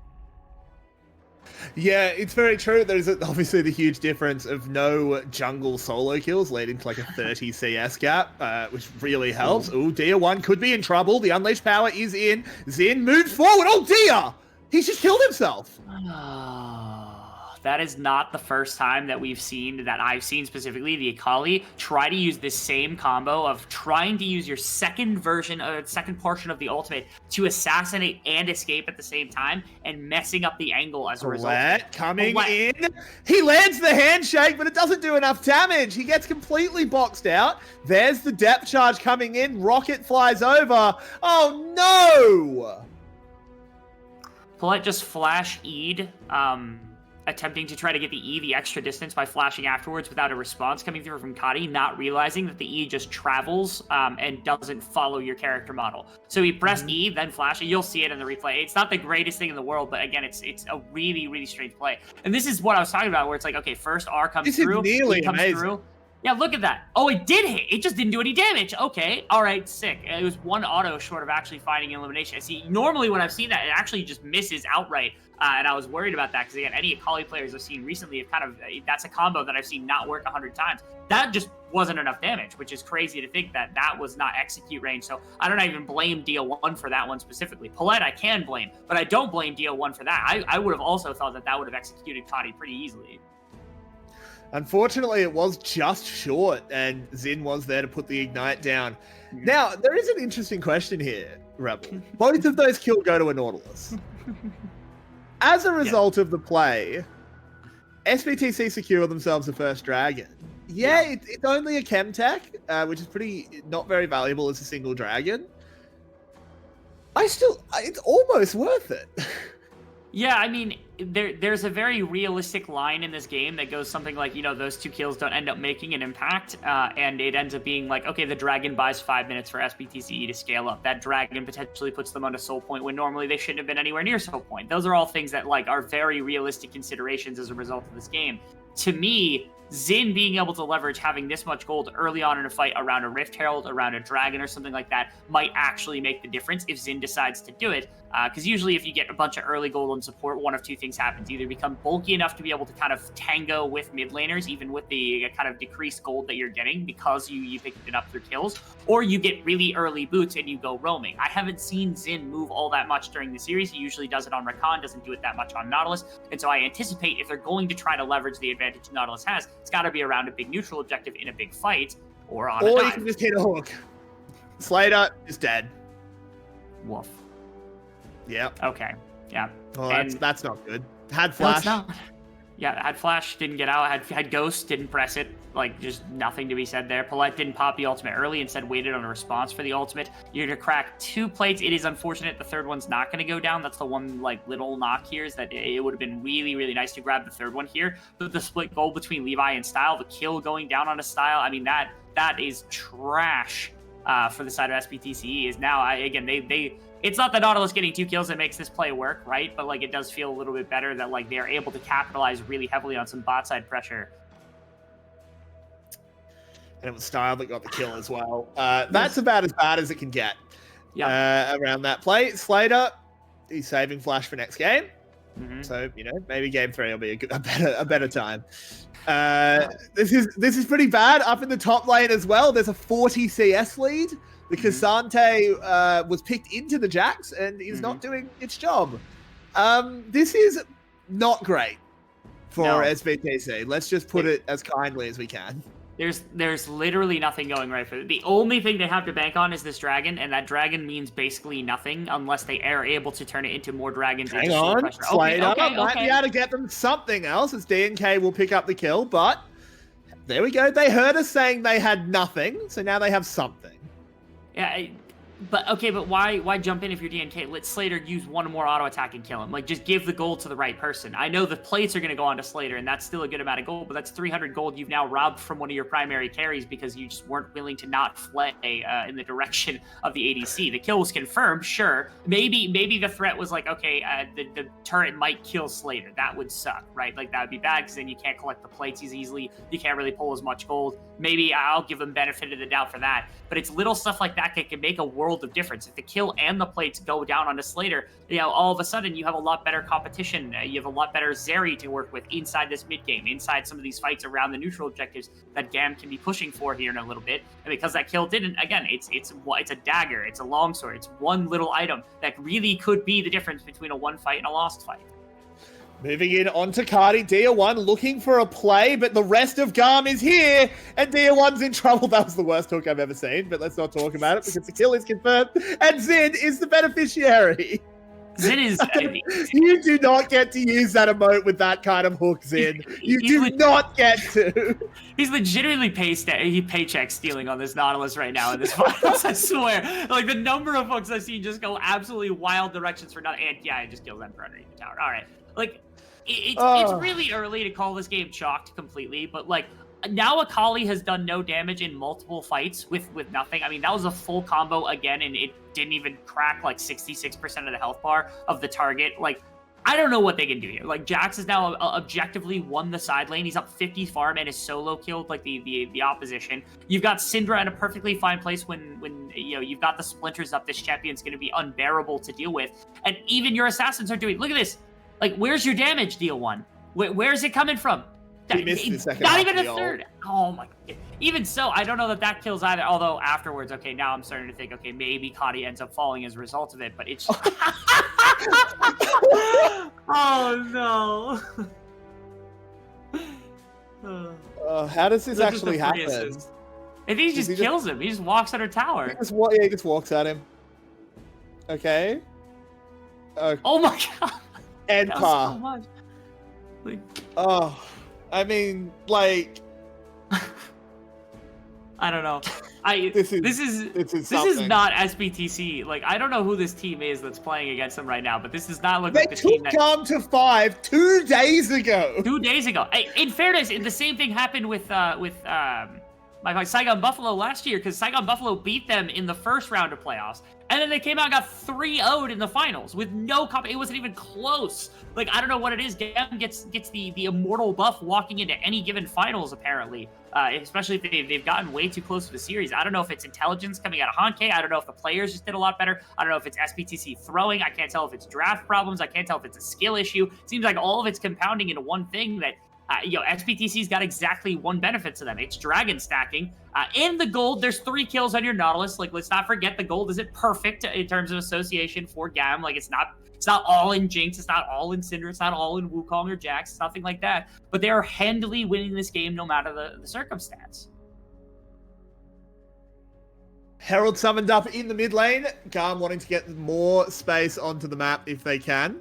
They should be able to take down this tower fairly easily if Style wants to step up and use rockets on it. Yep, they will. Easy stuff. They'll even go for an engage. Hook is landed in onto DNK. Big ult out of Paulette, though. This actually could turn something around if Tier 1 can find something, but he can't. Slater flashes forward, but doesn't get anything done. And now it's Jax. It's bonking time. He takes down the Zeri. Emperor in the backside, going all out. Can he find a kill? No, he can't. Go to game 3. Cut the tape. Okay. On one hand, it is frustrating to see a team that had GAM on the ropes and very close to winning, 2 days ago, have this much of a backslide to just basically like be losing this hard. On the other hand, if this means that GAM is in perfect form walking into MSI, this is the first time we're seeing them go to MSI in years. And if this is the form they're bringing, I'm happy about it. I'm really happy about it. Like, this is something that GAM deserves as a squad. It's been too long since we've seen them. I know they went to Worlds, but in terms of MSI, they haven't been there for such a long time that I am really, really excited to see them rejoin, especially if they're playing this well. Maybe this isn't a result of that. Again, it feels like SBTC is a little bit to blame for their own problems. But GAM, if they're playing on point the way they are right now, if they're able to take advantage of a team like SBTCE that quickly and make this kind of adaptation, I'm excited to see what they look like at this international event. Because again, it's been so long since we've seen them there. I want to see them make some noise. It is really interesting because, of course, a year ago, GAM won the split but didn't go to MSI due to the Southeast Asian Games. But SGB, the team that came second, did go to MSI. They got out of their group. They actually had some really good showings. Didn't take any scalps off the major regions, but that'd be hard. Defended against all of the minor regions. Didn't really even play them overly close. LJL put up a decent fight. But now we finally get to send our best team. Yeah. If they win. Not, they haven't won yet. They're very far ahead in this game, but they do have to get a third. They do.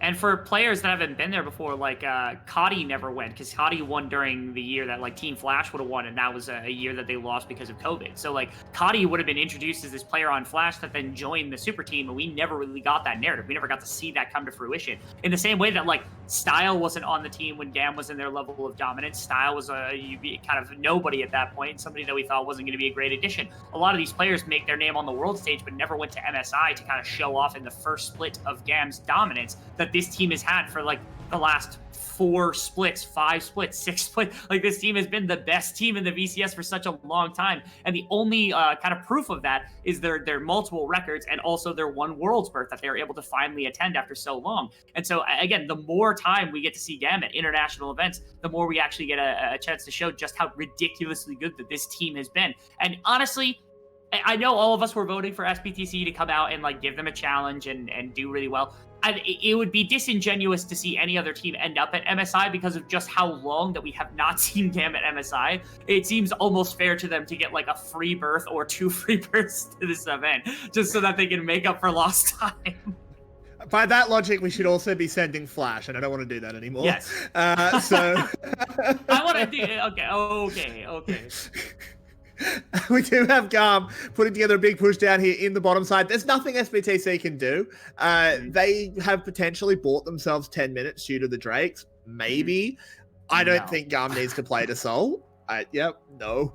They're just losing their base. There's 4 members in your base, and you have an Akali split pushing. You're just getting walked at. There's no Baron here. There's no Rift Herald here. They're just losing their base. Lands onto Slater, followed up by the depth charge. Palette's ult will buy a little bit of time, but it does not matter. He can't get bailed out. Slater goes down. DNK will follow him. Enpa and Dia are on the sides, but the inhib has already fallen. GAM don't need to end the game right here. They can just take that, retreat themselves to a reset, to a dragon, to a baron. They just walked at them. Like they did. There was no creativity. There was no crazy like map management. There was nothing. They just crashed 2 waves at once and took the entire mid lane. They're gonna flee from the mid lane take and they're gonna grab Baron. Like SBTC's not even playing the game right now, Carex. Like I don't get it. Yeah, I think SBTC, this is an issue that they've always had for this team, is their mental. Their mental's pretty weak, and that sounds really harsh, but it's been something that has plagued this organization for quite a long time. They got absolutely clobbered in game 1, and instead of being able to reset and say, hey, you know what, we gave GAM a really good draft, we were limit testing, let's fix the draft and go into game 2 heads held high. They just gave them the same draft, Rebel! Yeah. And then they got tilted and played badly. Yeah, they got tilted and played badly. And DNK gets a better matchup, but again, I still am so curious why the Akali is such high prevalence. I don't know why they're picking into Jax with Cassante when that matchup has not only been exploited worldwide as being a bad matchup, this was exploited by Kiaya against Emperor as being a bad matchup. Like, this has already happened to you. You knew that this was going to happen. What? It's like they haven't learned anything. This feels like it's the first series, and then the best of 5 was the second series, where it's like, oh yeah, now they've got the adaptions, now they learned their lesson, now they're fixing all the things that went wrong. It's just out of order. I don't get it. Yeah, it doesn't make a huge amount of sense. We now can see that the scaling is coming in on so many of GAM's champions. Xin, Hex flashing over the wall, Levi coming in, DNK the target. He is very tanky. They might struggle to take him down. I mean, I say that, but they are doing a pretty good job cutting through him, particularly with the Jinx damage coming in. Levi will get the kill. And Rebel, it's a 10,000 gold lead at 22 minutes. What else can you say? We're calling it at this point. I'm willing to call it. There's not even a potential Hex Drex or Hex Tech Soul to come out from SBTC if they had third Dragon. If they had third Dragon and they were still waiting to take that one and they had any kind of pressure on the map at all, I still would not say that this game was winnable for the side of SBTC, but they don't even have that. Like, they lost the third Dragon, so they're not even within striking distance of that Soul point. Can we get them to throw something at the wall, please? Like, can we not have it? Just ban every champion. Can we start picking champions away? Can we start picking Gremlin champion? I don't care. Just do something and not give GAM exactly the same composition that they've hit you in the head with. It is extremely disappointing if we have three games of Levi Wukong in a row. Exactly, 3 extremely standard games. Like, if SBTC loses 3-0, okay, they were actually the underdogs coming into this series. Like, GAM is a very, very good team. There's some pride, like, there's not pride in getting 3-0'd by them, but, like, there's not a huge amount of shame either, I suppose. But if you just play, like, the same draft pretty much 3 times and let GAM play the same draft 3 times, what the hell are you doing? Did you not practice anything? Pick something weird. Play Clan. Play Riven? Like, let Yeah. Emperor just go off on Riven. I don't care. Emperor is a really good Riven player. Yes, very good Tier 1 Riven actually surfing away from everything because that was some of the worst timing on skill shots I've ever seen. But it just doesn't matter because the rest of the team have donated themselves to GAM. This is what we call a professional FF, as they have just donated themselves to GAM because they want to go to Game 3. And I don't blame them.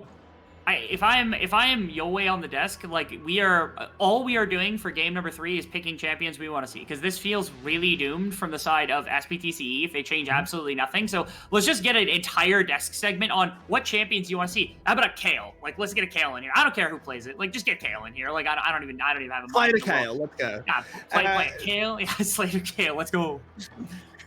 But this is going to be game 2, wrapping up GAM with an absolutely dominant performance. 13k gold lead. SE basically shut out. They got 1 kill this game. They are going to pad their stats as well. You love to see it as the Nexus goes lower and lower. They do just need to wrap this one up. And they do. GAM are now 2-0. They are 1 game away, 1 Nexus away from booking a ticket to London, going to visit the Oi Brubs, and going to MSI. Oi, bros. Yeah, Milky will be able to give high fives to all of his favorite players all together here. Again, maybe we're attributing too much of this to the side of SBTC, so I'm going to take it off and just say, hey, GAM's having an absolute cracker of a day. Like, they are killing it right now. And again, if this is the form they get to take the MSI, then I'm all for it. Like, if GAM is this dominant against a team, maybe it's their adaptation. We have reason to believe that's not the case, but I don't care. Like, GAM's performing really well, and I think everybody that is a fan of the VCS and a fan of GAM can be really happy about the fact that they are doing this kind of damage this quickly against a team like SBTC, who pushed them really far just the other day. Even if it is them getting their preferred compositions, getting things that's comfortable for them, the fact that they're able to use it this effectively for this dominant of victory 2 games in a row, to me speaks volumes to their kind of talent as a team. So I'm willing to give them a lot more credence. And now game 3, SBTC's back against the wall. GAM, keep it up. Like, I got nothing else for you. Like, I can't even come up with things that you've done wrong other than Zin stop stealing paychecks and hit some damn hooks. Like, yeah. And seriously, if SBTC fans, you have to hope for something a little bit less standard. SBTC clearly isn't going to win playing standard. We need some cheese. We need some curveballs. Otherwise, I think we're in for a very quick 3-0, and no one wants that from a final. But with that, we are going to go to a quick break, because we do like those being quick. This is VCS English. We'll see you soon.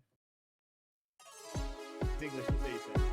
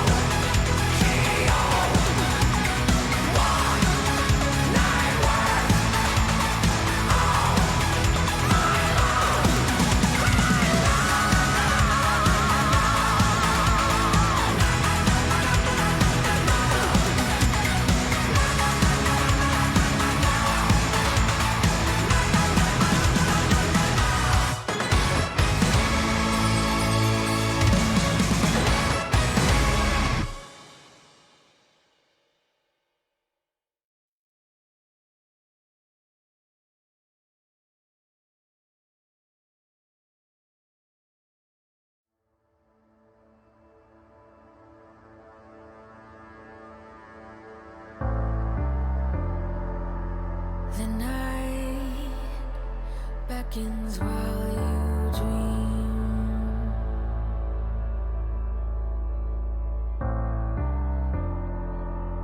A life never lives in peace.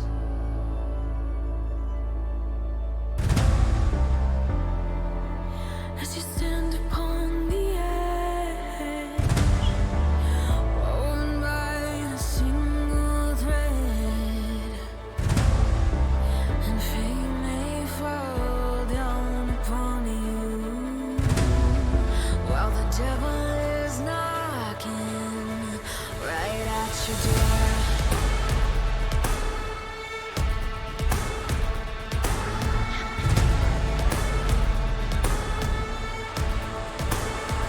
So are you restless?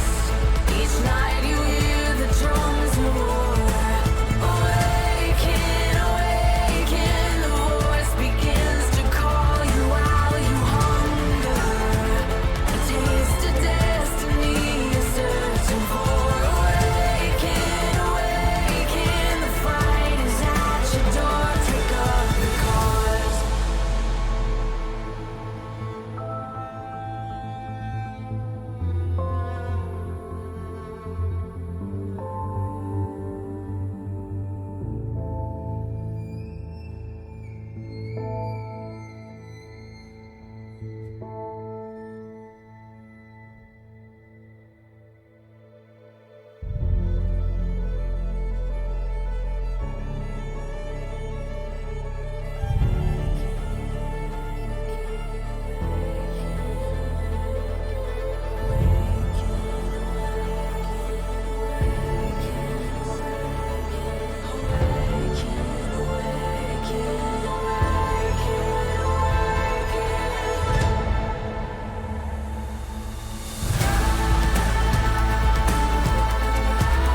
As you stand upon the edge, hanging in the balance, and flame may fall down upon you, while the devil is knocking. So are you restless? Each night you hear the drums and war. Awaken, awaken, the voice begins to call you while you hunger. Taste of destiny you're searching for. Awaken, awaken, awaken.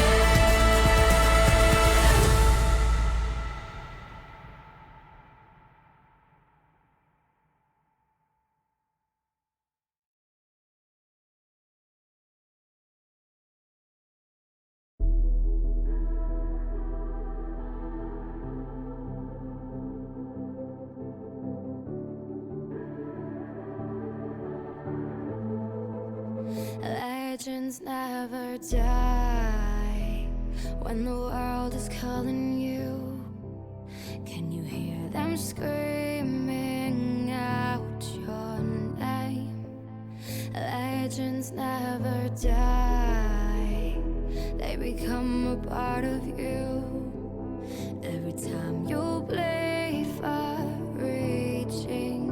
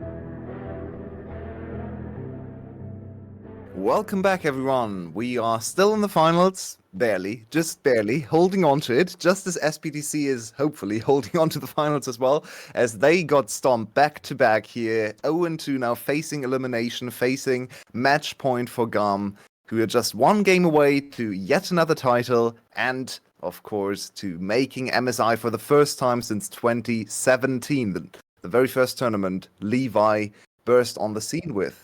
So, Quincy, Marby, what do we do here? How does SPTC strike back? How do they halt this bleeding, this just getting stomped from top to bottom? What's going on? Ban Wukong, maybe? That's something that could be the correct approach. I don't know. Maybe that's the issue. Maybe don't counterpick yourself in the top lane and make your life miserable for the side of Emperor. That could work out. Either way, I'm getting a bit cynical, so maybe I should be more nice on these guys. But actually, why would I? They don't deserve it. Yeah, ban Wukong. Don't pick champions that are dead on arrival, like Akali. Akali isn't good. Don't bother with it. We saw it had no damage in the attempted play against Syndra in the mid lane. It just doesn't have damage. It doesn't work anymore. Play real champions, or if you're gonna have fun with it, at least make them fun champions that are useless and don't do anything. And of course, because we had some time in the pause here to think about SPTC, we contacted their team and gave them some information on what champions we would want them to play in the next game, because apparently they can't change their champions. So here are our suggestions. We have some, let's call them spicy picks amongst some of them. Some more serious than others. Marby, please tell us about the Callista here. So I think you and I have a very similar idea, which is basically you're a better just win through bot lane, win early through bot lane, and just try and snowball through there. You've gone for the Draven, I've gone for the Callista. Both have been played by Slater and in Slater this split, so I definitely think this is the angle that they can sort of go for. I think Quincy kind of is going for a similar angle, just putting the snowball angle on Palette rather than Slater. So, but yeah, your bot lane's good. Just hard win. Just win, lol. I mean, you're winning even with losing matchups, so might as well pick Draven Pike or Kalista Pike, right? Or Kalista top lane even, and with Draven Pike on bot could also work. Either way, why I chose Pike is the following. It's very fun to watch. It either fails miserably or is an absolute success, so either way, everyone is having fun. Except for maybe SPTC themselves. That's something that is remained to be seen. We did see a Pike in an elimination game yesterday. Okay, it was in the hands of Hillesang, who's kind of a legendary Pike player, and he also entered the first 10 minutes of the game relentlessly. But maybe Palette can channel his Hillesang as well. He is a very similar player. We've seen him do similar kind of stuff, running past the tier 1 turret to ignite people and just in for the wave. So I feel like his Pike could be something here. We will ignore part of the bottom half here. I think the Carrick's Sylas actually makes some sense. I felt like I would have liked to see some of the Carricks. The Carricks? Oh, never mind. The Sylas. Put him in! Yeah, Quickly! put Get him on the plane! Sylas or Carrics? Yeah, it's very true. Talking about the Sylas, of course, because Sejuani Sylas actually sounds kind of hype to me. Early game focus, double melee, mid lane perma gank. I don't hate it. DR also managed to put out a pretty good Sylas performance against Yados Lysandra in game. I don't remember what game it was, but it happened yesterday. I think game 2.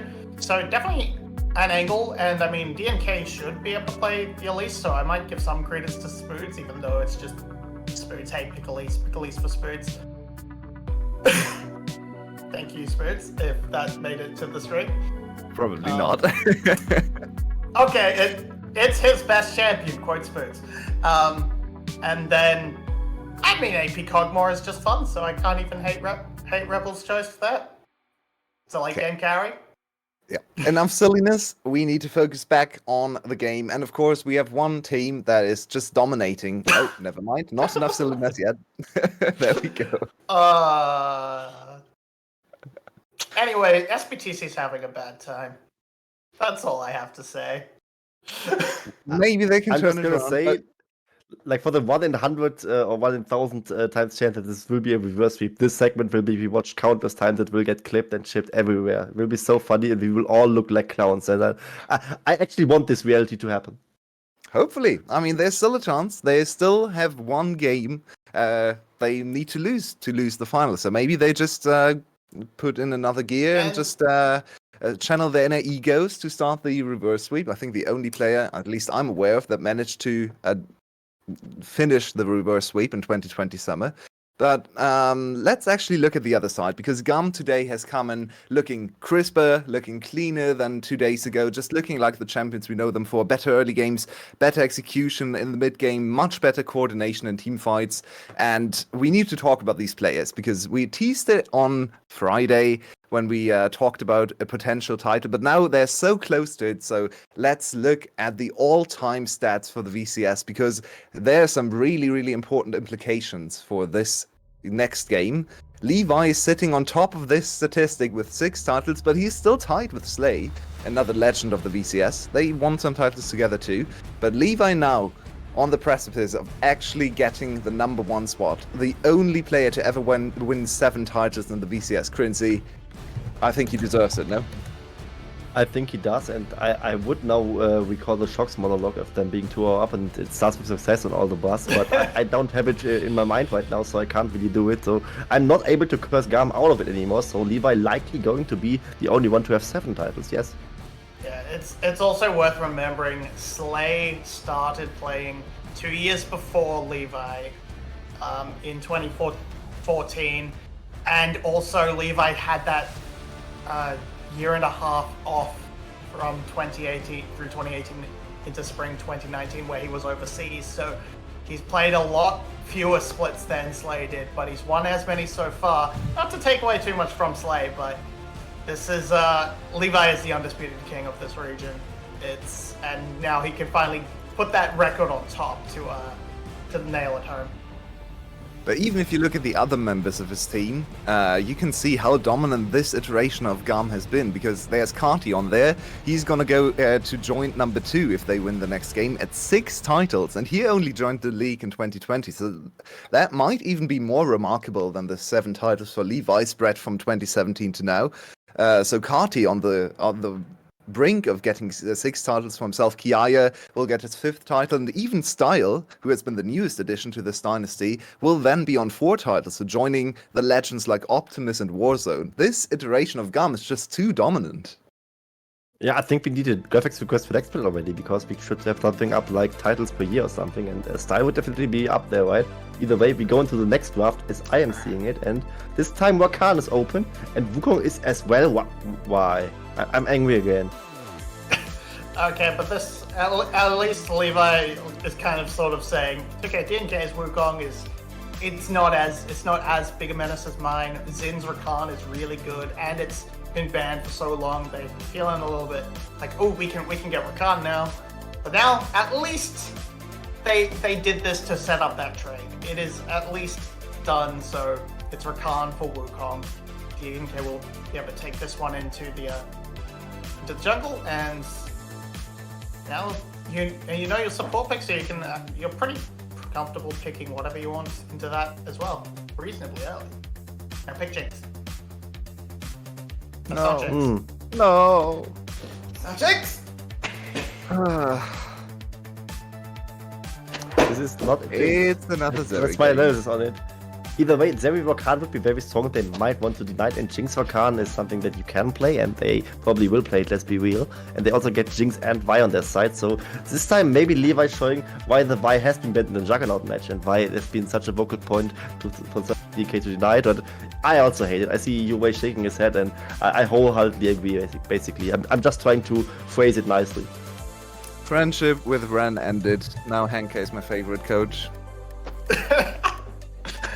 Yeah, and I mean, when you consider the Vi, it has that abysmal win rate in across the VCS. But you know who doesn't have an abysmal win rate on the Vi in the VCS? Yep. Levi, maybe? It is Levi. Yes, 100%. Just coming up big with that. I think he was 7-1 last I checked. I will try and double check now, but yeah, he's doing pretty good for himself. And that will happen when you go 14-0, but Yep. it's He has good stats on all the champions, to be fair, but it's true. I want to hone in on the mid lane matchup because so far DR1 has been comprehensively outplayed by Carti, which is kind of something we have seen before, many times before. Once again, Carti favored in the mid lane matchup, but we see one ban directed at Carti again. The Syndra would have been available for DR1 to pick on R4, so what else do you want to see DR1 play here? This might be Dio trying to go for the Lysandra angle himself, take that away from Cardi, and just doesn't want to hand over that Syndra because that's just a really strong pick, regardless of what it's into. So I have to see where they go, but so many things available. I don't like it. I mean, you just give them Lissandra again, and of course, on paper, in theory, Lissandra not really being winning anymore against the RV, but I mean, we saw this matchup like just a few hours ago, and it was working just fine for them. Either way, they go different route this time. They go for the Talia. Of course, her Unraveled Earth, also something that RV doesn't like to Spirit Watch into, to just get chunked by her own ability, basically. And I think it's Cassante for the side of Kiaya this time. And this is, of course, now him saying, yeah, I could counterpick Cassante, can you? And yeah, wherever he can, that remains to be seen. I think, though, overall, the draft from SPTC, aside from this Ari into Talia matchup, is not that bad. I just don't think they deserve to get this far because they still left open Wukong on red side, which is, of course, unbelievable gamble on that side. Either way, they are here now. And Marby's favorite champion is not favorite, and Emperor is no longer my favorite top laner in the league. Thank you. Nah. So, I have one overarching questions for this GAM draft, because to me it just looks like they got bored with their champions. They had the opportunity to go B1 Wukong again, instead they go Rakan, which is a high priority champion, but surely you go Wukong after winning 2 games very dominantly with this jungler and being 14-1 on Levi Wukong this year. This just looks like they got bored a bit with their champion. They wanted to try something different, no?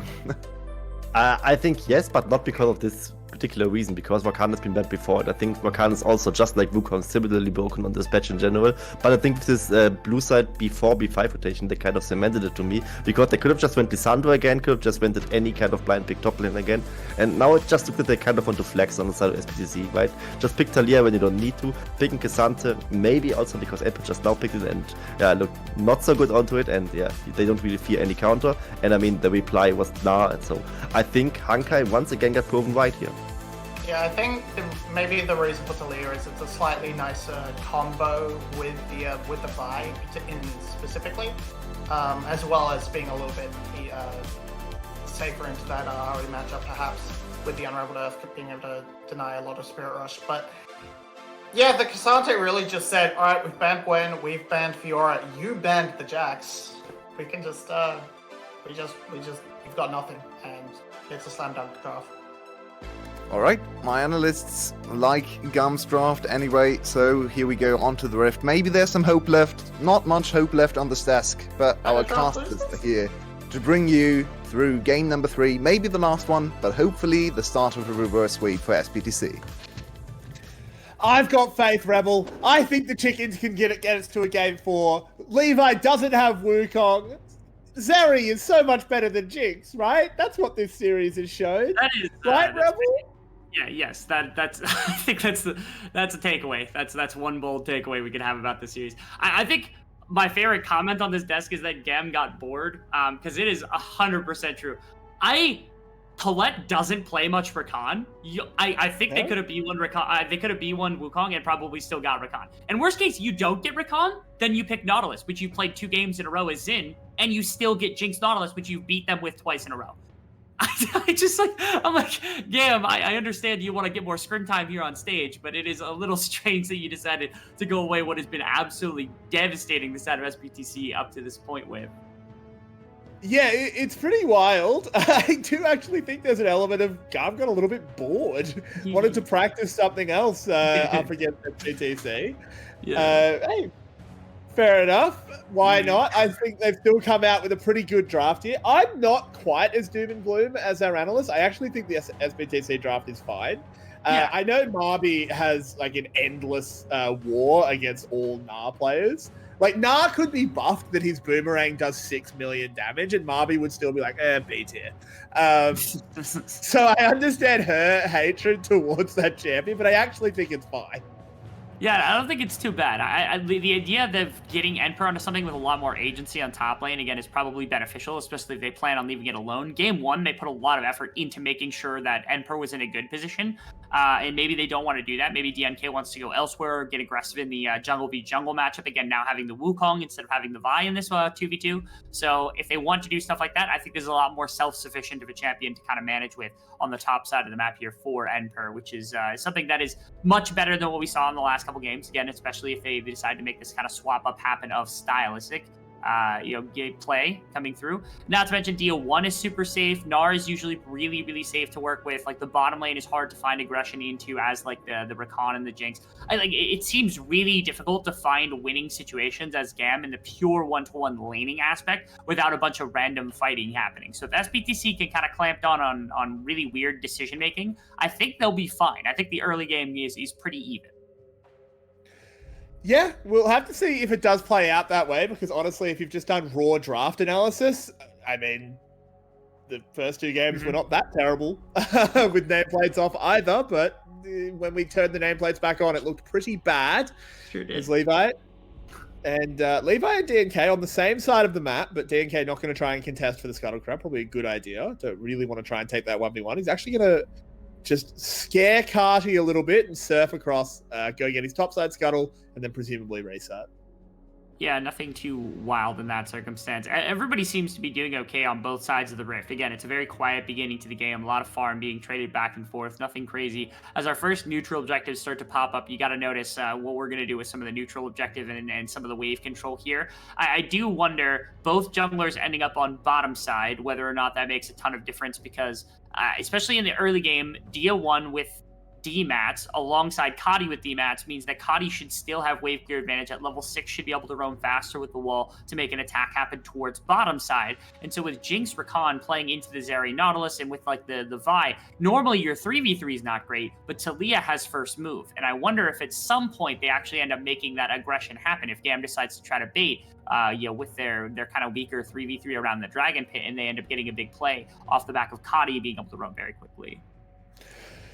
We do see Tier 1 getting good shove here. Lovely trade there, landing that last Orb of Deception. So Cardi has been poked in pretty hard, but Dia, you can tell he's pretty scared, doesn't know where Levi is, doesn't want to try and push his advantage at risk of finding himself on the wrong end of a Vi. What do you think about Kiaya going to the Cassante, going to the more tanky style of champion this game? See, I don't mind it because they were blind picking and there wasn't anything, I think, remaining that they really wanted to give as an option for Emperor to counter kind of no matter what the circumstance.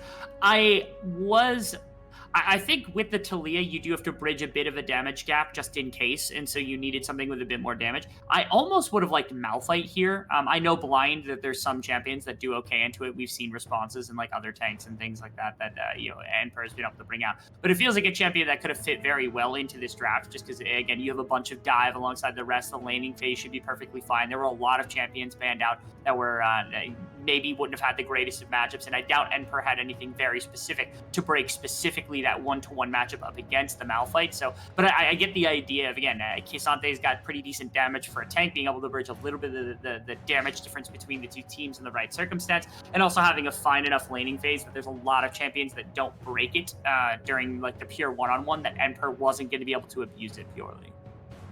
Yeah, and so far, we are only 6 minutes in, but this is a much better start here for SE. Once again, they get the first dragon, but this time they aren't hemorrhaging anywhere else. There's no lead in the top side. It's dead even up there. The bot side, everywhere's pretty much just even. And so far, we like this for SBTC, because last game, things were not even.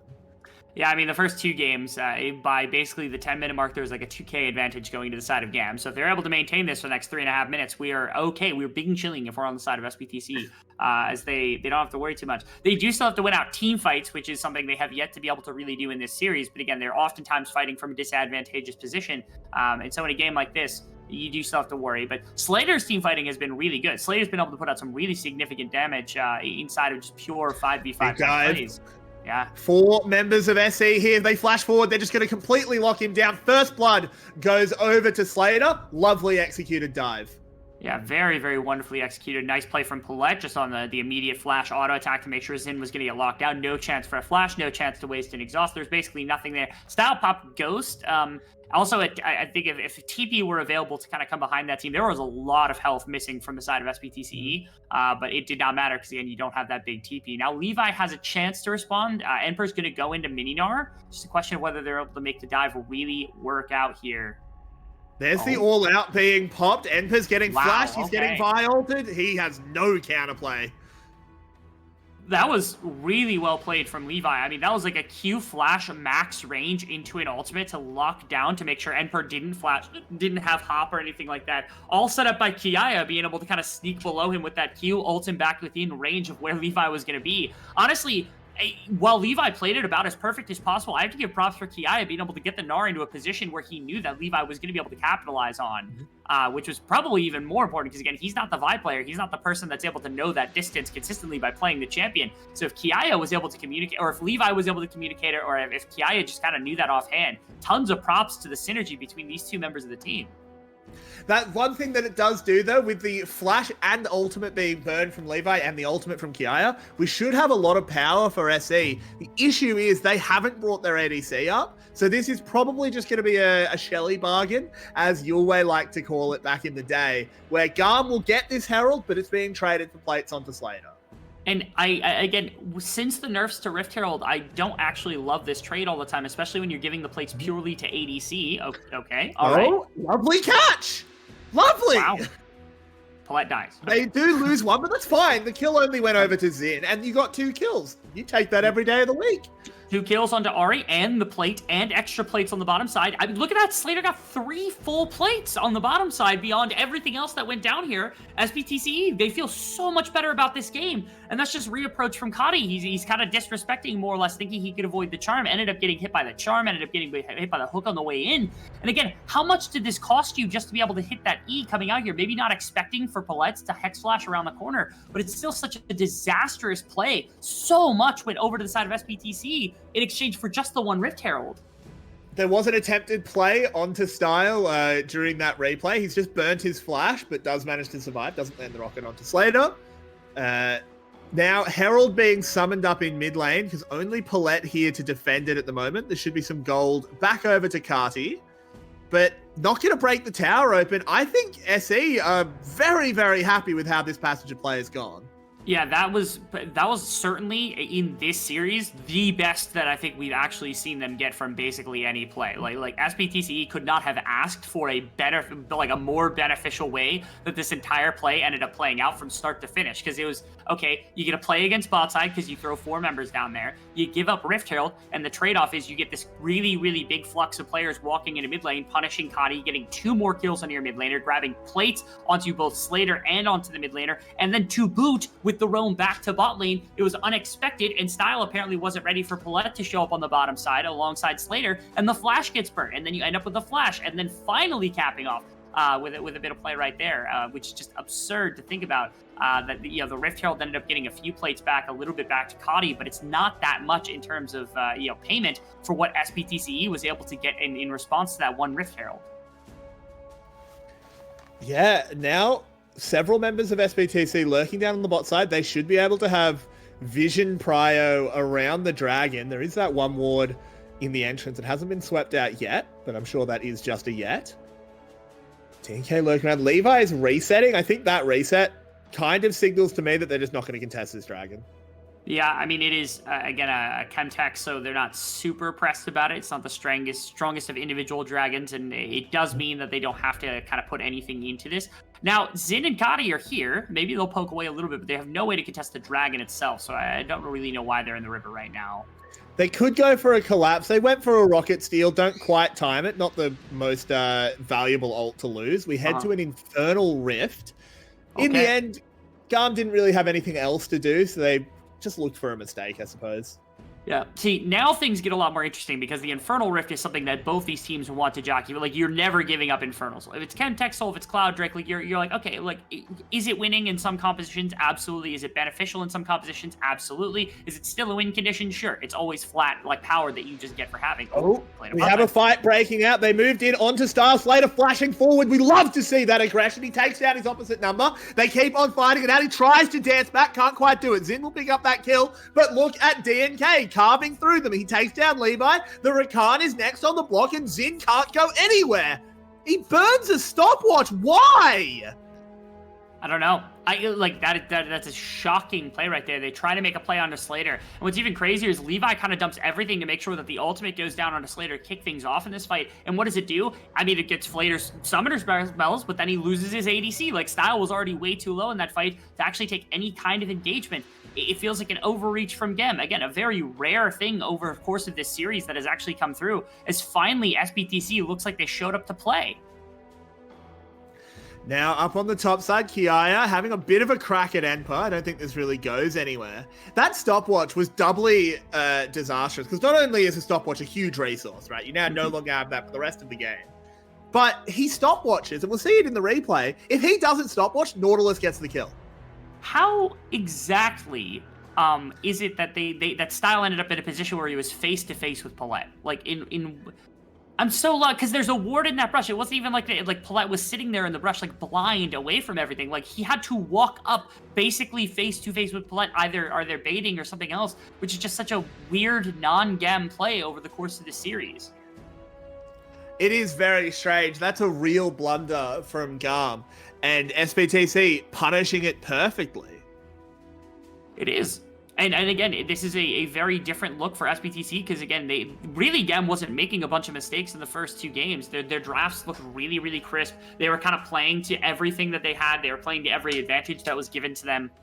And there really weren't many moves that SBTC were able to make. And so in this game, the fact that they have this kind of agency, I mean, we talked about it. This team has always been famous for having kind of bad mental, but this game, maybe they got a bit of a reset. Maybe they got a little bit of a, DNK got a bit of a kick. Yeah, dinner buff of being able to clear that mental. DNK is just hungry. He needed a Snickers, and as soon as he had that, I mean, he's done. Like, that's it. Yeah, I mean, like, this is something that we sort of sometimes talk about as a bit of a joke, but I actually think it's a real thing. I was actually talking to Hanke, GAM's coach, on Friday night after they beat SBTC last time, saying, like, this 20-minute break that the teams get when one team hits match point is actually a really big deal. And he acknowledged it. He said, yeah, it is. It is a really big deal because you do get a mental reset when you're facing match point. Being able to have that period of time where you just get to catch your breath, your coach gets to calm you down, talk things through. It's a huge deal. And we're seeing some of that in this game. And especially with the coaches that we have here, with like Hanke and Ren as being two of the best coaches, you have to know that, like, walking into this series, walking into these breaks, you're going to get so much more value out of these from the perspective of these players, from the perspective of these organizations, given the credibility of the coaches that they actually have here, and just how talented that they are in terms of getting their teams into the right position. Again, we're still trying to figure out what Ren is cooking in terms of the draft, but I mean, in terms of game planning here, did much better in terms of this game, did much better at kind of scripting out everything that was going to occur over the course of this one. Hook has landed in, Tier 1 coming in from a flank. There's the ultimate from Slater. The first kill's going to go over to Plet. DNK also going very, very low. Levi chasing. Can they find the Zeri damage? They absolutely can. They're turning this one back around. Slater needs to keep going. Lovely knock away from Tier 1. Might save some of the play. Flashing away is Style. Double kill for Slater. 3 for 2 in the end. The chickens are on top. Yeah, again, it's Slater's damage that has been kind of the one thing that has ever held on here for the side of SPTCE. And while in the other two games, they never really had enough space for Slater to kind of pop off, that was the perfect situation in which, at last you get a bit of a gap to be able to work with where Slater can stand forward in a fight, kind of go roaming through and actually hit as many people as possible. And you see the damage that it did on the back end where the fight ends up getting cleared. Again, there's not much on the map in order to take. The Dragon is available, which is another really, really big boon for the side of SPTCE if they end up with that play. Look at this. This looks so good for the side of GAM to start with. They get basically 2 picks, and then everybody's clustered together. Everybody's super low. Wow, look at that. Zeri gets to absolutely go crazy, which is something that hasn't been able to happen over the last couple of games, and every summoner spell on the back end burnt as well. Minimum, you had Slater and Emperor readily available. I don't know how they didn't actually just walk directly at this Dragon, but GAM has somehow wrestled control. They have, and I think it's partially that Slater's missing his ultimate. Zeri is a very, very ult-reliant champion to get huge amounts of damage. That's still not going to be back up for this potential fight. The wall is there blocking off Enpo, but he's got basically a full rage bar. He's on top of Style. Wow. Smacks him into the wall, stuns him, hits him with the rock. Over the wall goes DL1, trying to get it done. They kill DNK, which means no jungler available, but Levi should be going down. No living for now. Slater goes straight into the backline. Absolute man mode up in Kiaya's face. Takes him down, has to flash. Xin will get hit by the charm, but it's SBTC hard winning this fight. They should be able to claim themselves a Dragon once they've cleared out these last few members of GAM. Lovely depth charge from Paulette as well, CCing them up for Enpa to take them down. Cardi falls, Slater rejoining the fight once more, bang, takes down Xin, and SBTC dominate the fight. And I'll be direct, I think that just feels like a big win. Yeah, Slater getting a little bit close, too close for comfort as the shield bow was also down, so there's no way the shield actually gets procced. The fact is, this is the best far and away that the game has gone for SPTCE, and it's a large part off the fact that they finally get to fight. Their early game doesn't get disastrous. Slater actually gets to play the game, and now SPTC looks like a competent team. This looks like the team that actually played earlier on this week and took this GAM team to a full 5 series. Look at this perfect flank from Emperor. You actually get a solid engagement from DNK, and the whole time Slater's in the back, doesn't have the ultimate, but at least gets to focus down members who are sitting in the front line. I actually thought really heavily that Kiaya had a very legitimate chance at carrying this fight at the tail end. If you look at this, if it weren't for the shield bow proc, I feel like Slater actually dies right here, right now. Actually burns the flash as a result of it. Kadi the whole time is also just skirting around the edge of the fight, and it sucks because Kadi also went crown and has absolutely no damage, but it feels like the Talia in the right circumstance can full carry this fight on the back end as well. But again, just playing really, really safe, not having the damage to finish it, and that's a death sentence right here to the side of GAM. I think that was a really bad call at the start of the fight as well. We might have to come back to it. There's a lovely start there by DL1, followed up by Paulette, and in goes DNK. Wukong once again showing its value. 1 kill did go back over. They might be able to get a second, actually taking down Slater with the all-out and Vi ult combo. So not bad there by GAM, but they are going to lose their mid lane tower. SE are going to continue the play, try and find their way onto Levi. They can't get him, but Kiaya is an option. Still in the all-out form, still squishy, taken down by DNK. Yeah, the other side of the map, I mean, I guess Kadi's getting something back. They have some objective bounties that are working forward, but GAM has just kind of run out of ideas at this point. Okay, they're going to grab another tower, another objective bounty. The Rift Channel got taken by Levi. They're getting gold back. It's just not in the right places. Like, Kadi's not super fed. Styles not super fed. They don't have the damage to match what Slater's been doing. And you can see Levi's lasting forever. Kiaya's lasting forever in fights. That's wonderful. But if you don't ever have the damage to kill anyone on SPTCE, like, you're just not going to win fights. And that's how they've been winning this series, or this game specifically, is just by taking fights against you. Kadi puts up the wall, just trying to get himself to safety. Should be able to with Levi with him. That's actually something there was a mistake with the wall in that last team fight that I wanted to try and get to. They walled Enper off, but he was on a blast cone. That's not how that works. You just hop straight over, which you don't want to see. No, you need to see better Talia walls. You don't want to give Enper just free access onto your Jinx. That can't happen. Yeah, I mean, like I said, this for GAM has just felt like such a scatterbrained game. It's not standard GAM stuff. I mean, you've watched the 2 games before this. This was 2 sub-30-minute victories against this team literally minutes ago, and yet here we are sitting in game number 3 where they gave away champions we thought they didn't need to give away. They've given away opportunities that we thought that they wouldn't need to as well, and they've again, this feels almost like an ego draft in a lot of ways because again, there were so many options. Why not B1 the Wukong? Why not do that? Why not make these aggressive plays happen at the beginning of the game with something a little bit different? Instead, they stuck with what's been stock standard at the top of the meta here, and they're getting punished for it pretty heavily as SPTC are now ready. You can't beat it. You can beat them twice in a row with it, but you can't beat them 3 games in a row with it. Apparently, they do get side selection, but I'm not considering them really competitive in this game until they can show me that they can win a fight, and I just don't believe that they will be able to. Yeah, I think it's very, very difficult. And frankly, a lot of people have been talking about that Jinx Zeri trade. I don't think that's really the big thing here. It's this Wukong.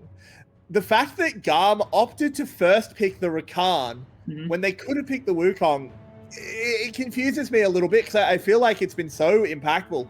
Look at DNK's score. He's 4-2 and 8. He's been having huge impact in fights. And Levi's ults haven't been terrible, and it's a good combination with the Talia, but I feel like the Vi is just not as good as the Monkey. Speaking of said Monkey, in he goes, immediately spinning his way into the backside. Style is unable to do anything in this fight as he just gets absolutely cleaned up. Slater now free-firing through them. Takes down one. We'll get a second momentarily. Zin on the run, but look who he's running into. Dia1, who doesn't land the jump, so he's okay. But that's going to be Baron for SBTC.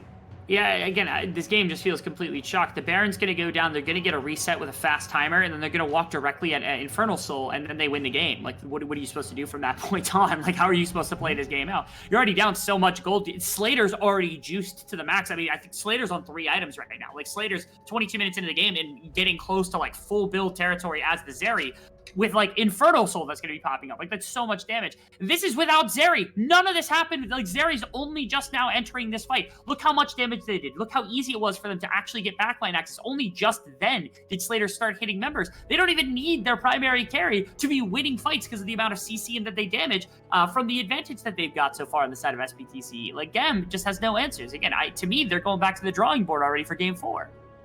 Yeah, exactly. And it wasn't any of the champions that our free coaching advice gave them, but something evidently got through to SBTC because they're playing so much better. Paulette even steals the Raptor. That's just insult to injury.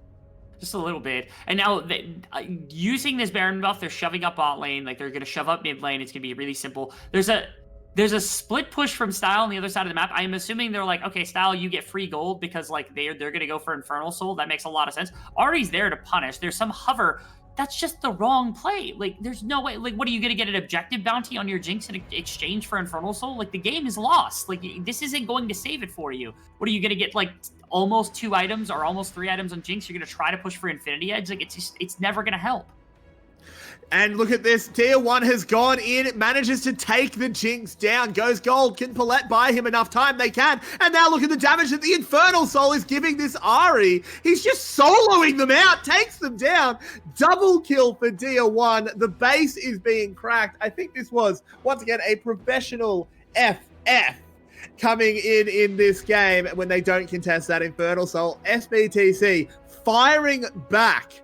Did Crinsty bring about the prophecy saying that our segment making fun of them was going to get replayed over and over, making us look very silly as Kiaya on the run needs a little bit more damage to him? There it is. Cardi has to go back to his fountain as Slater is machine gunning damage over them. The Nexus will fall, and what looked like a dominant series has turned into something with a Game 4.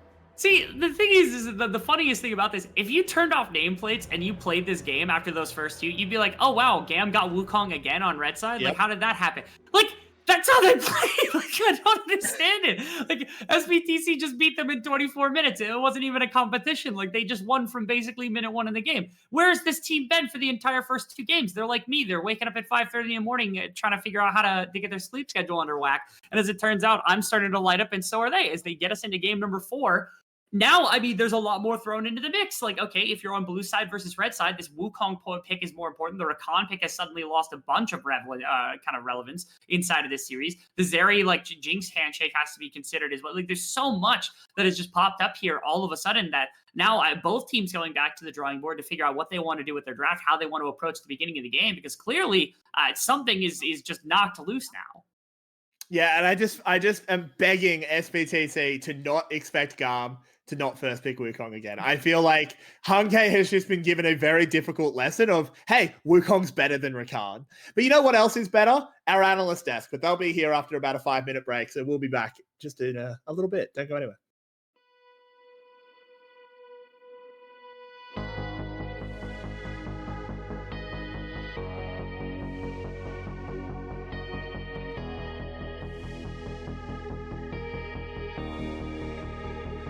I'm not looking for words. I'm not running from hurt. I just want you by my side. In this moment in time, feels I'm crossing a line. I'm not looking to set things right. This tear I cry falls like healing rain, softly soothes my pain. This surrender, it feels like I kiss the feathers of a hummingbird in flight, breaking up into a million specks of light. Take the shape of an angel in the night, carry you to peaceful fields.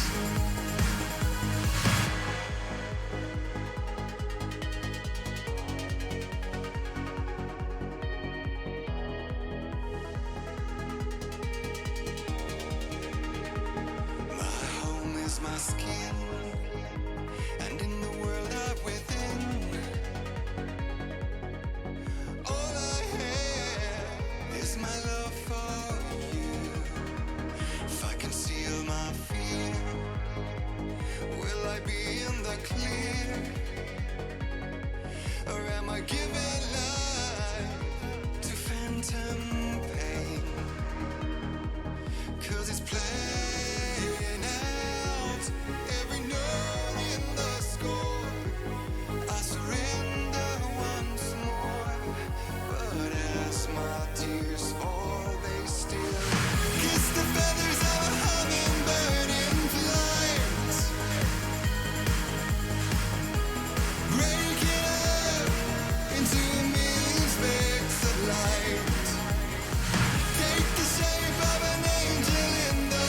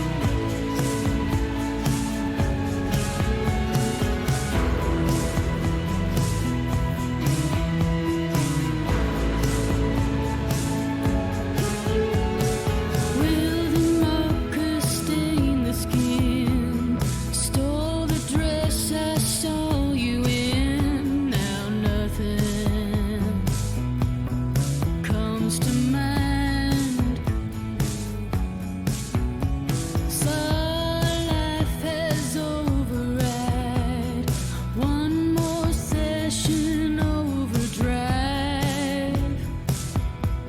The ceiling is the roof. Change address and draw line. Show my friends the silver line. Call my family just to know they're there.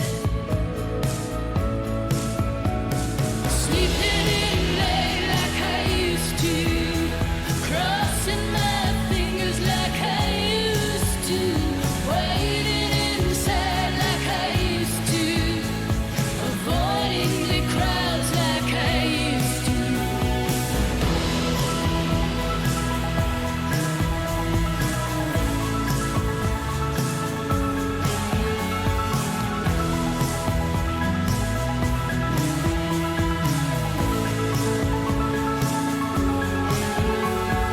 Call the field and let you in.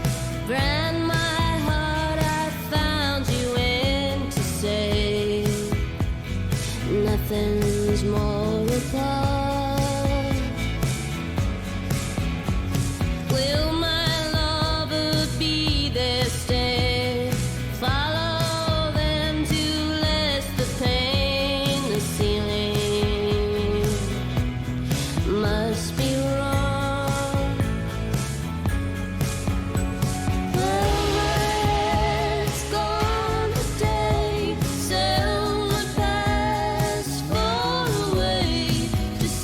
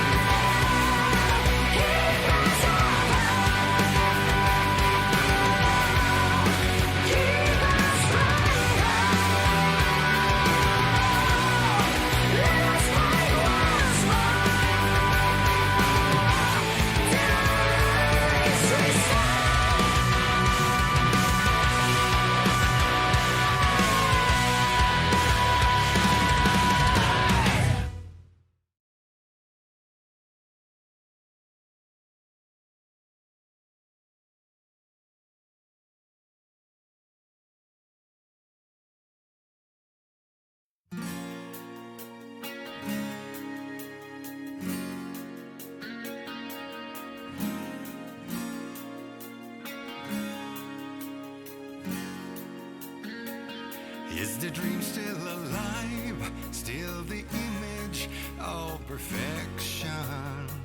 Sweet little delight, a happy disaster, an easy lie. What sometimes hurt, be friends' rejection. It's kinda rich, I know, when you're the one denied.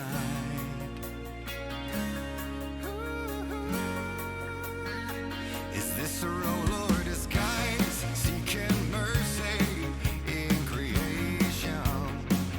Just another device, or truly a time when we will rise. Oh, one and all to the occasion, and bridge the gap to see the other side. What day and night become vertigo. You still light up my soul like a burning halo. We're on alright, we go on with the show. Looking for something more, chasing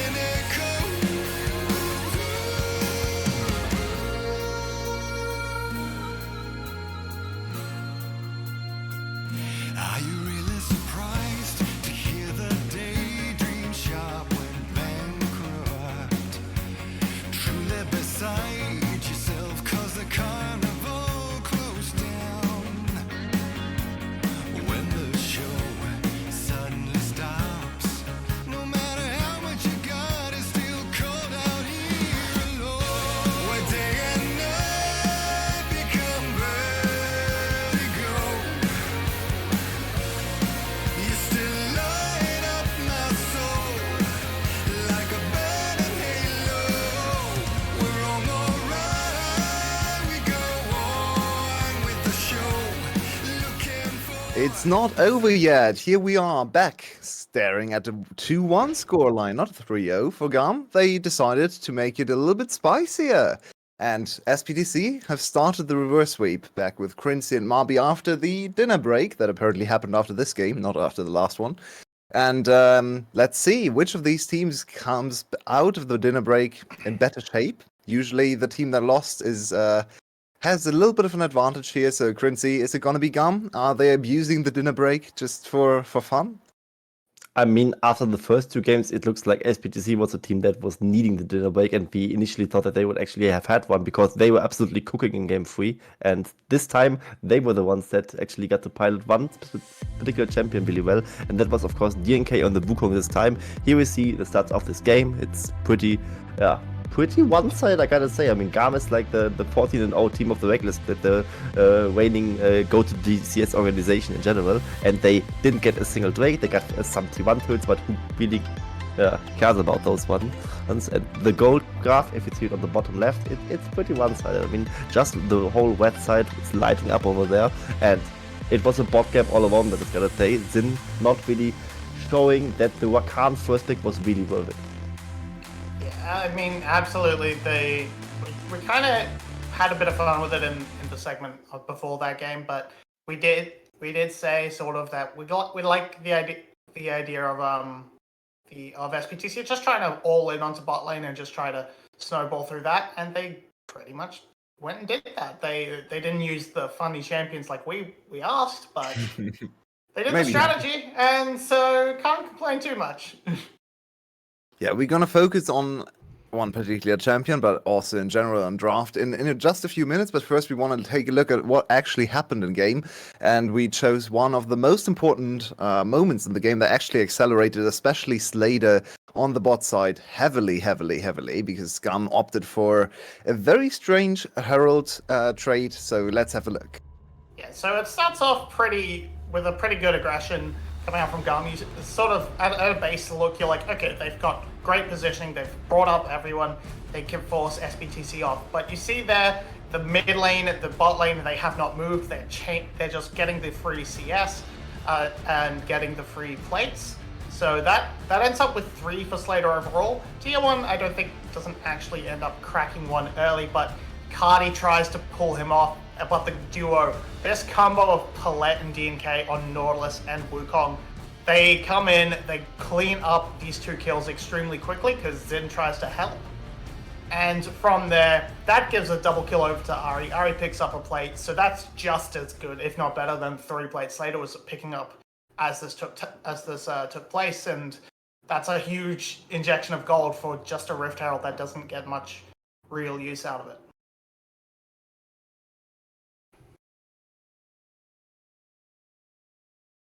Yeah. Yep, I muted myself. My bad. Sorry. So this whole sequence was a big outplay for SPTC on the macro, but then also actually snap engaging for the kill. But the more important part was actually how well they set up the macro there around the Rift Herald, and that is supposed to be GAM's strength. So, Currency, this was also something we talked about even in draft. Were GAM just playing a little bit more loosely in this last game? Do you think they're going to be a little bit more crisp and precise in game number 4, go back to their form of game 1 and 2? Or do you think this was more SPTC stepping up? I think it was a bit of both, actually. I mean, in the draft itself, we were starting off, of course, usually with being very angry, very, very angry about SPTC in general and them leaving Wukong open again. But they actually got it this time. And for their side, I mean, we are already toying with the idea right, that GAM might just be getting a little bit of bored and then just not really picking what they know would work. Like, for example, the Lissandra against the Ari, which has been working brilliantly in the game that they actually won in game 1, I think, if I remember correctly. And also them just testing a little bit the waters, what they can really get away with, going for the Rakan first pick this time, and actually veiling it over the Wukong. And I think this is kind of fair to say, and I think we can definitely can kind of count it as a happy game, but also it would be very disrespectful and disingenuous to not credit SPTC, who definitely played up to the standards this game, playing it really well from minute 1 onwards and just winning lane, winning game, and absolutely taking over, especially in the bot lane. I think it's time for us to talk about, I don't know, the gorilla in the jungle. That's actually not weird at all. monkey in The the room. gorillas in the jungle, but whatever. Because one champion here is 3-0, while neither of the team is are 3-0. But this one champion has been dominating the whole series, first on Levi's side and now also from DNK. So we called out the Wukong not being first pick by GAM. Sure. He will be the best. He already is the best. He's already at MSI for us. He's 3-0 already. So, Marby, does GAM make amends here? Do they just go back to first pick and prioritizing the Wukong? Or what was this about? It definitely depends who is on what side, but I definitely think people have to realize that Wukong is a red side ban. I also want to mention he is not 3-0 alone. He has also been paired up with Nautilus, and it's a champion that the VCS players are super comfortable on. We saw Paulette sort of go from somewhat struggling on the Braum and the Renata to try and make things happen. The Braum was okay, the Renata was not, but gets the Nautilus snap. He's immediately the most impactful player on the map, pretty much. So I think giving that agency to the supports and giving that comfort is so crucial. So I honestly wouldn't even hate if like one team gets Nautilus, the other player just picks Leona, and we go back to that, because the supports need these agencies for their team. And I mean, I would hate it a little bit in my soul, but I would understand it at least. What about the cow? Quincy, is the cow viable? Can we go back to Vietnamese cow series? It's getting buffed on the recent live patch, but that patch shouldn't be live for the tournament situation in the VCS right now. So I would disagree with that, but it just kind of speaks volume as to how down bad we really are if Mabinogi, of all people, wants Leona Nautilus back, right? Oh. Yep. Yeah. Maybe we can get some Lucian army spice in here. Oh, please no. Well, that I'd reaction much rather today see is not Jing. B is not in the Jing league. Smash, I think that's right. B is no longer there. You can't play it. Yeah, it's illegal. It's something that we can't really see anymore here. And yeah, I mean, Nautilus being like also the hidden MVP of the series, maybe, right? I mean, 3-0 as much as the Wukong, so he's also going to MSI with us. So Nautilus and Wukong already locked in, and that doesn't seem to be that much of a bad prospect against the international competition if we already have those picks. But either way, I'm derailing a little bit. I think Nautilus as a pick is less influential at the Wukong, of course, but he's just such a reliable tool in general, and also a good counter pick into the Rakan, which has been one of those picks that in general just gets banned a lot. And after game 1 and 2, where DR1 was struggling heavily on the Ari, we were really questioning why they were putting such a high priority on the Ari, right? The Ari Y, of course, in theory makes a lot of sense, but then on the game, we didn't actually see them working together super well. But now his game number 3 performance was really, really strong. He got the picks done. He had a strong early game, got snowballing. So, do we want to see the Ari again? I don't even want to talk anymore. Okay, whatever. Well, at least GAM fixed that problem. But This is unbelievable. How? How? People, please. Why is Wukong open again? Why? And they get Nautilus too. Well, why? it's a wrap.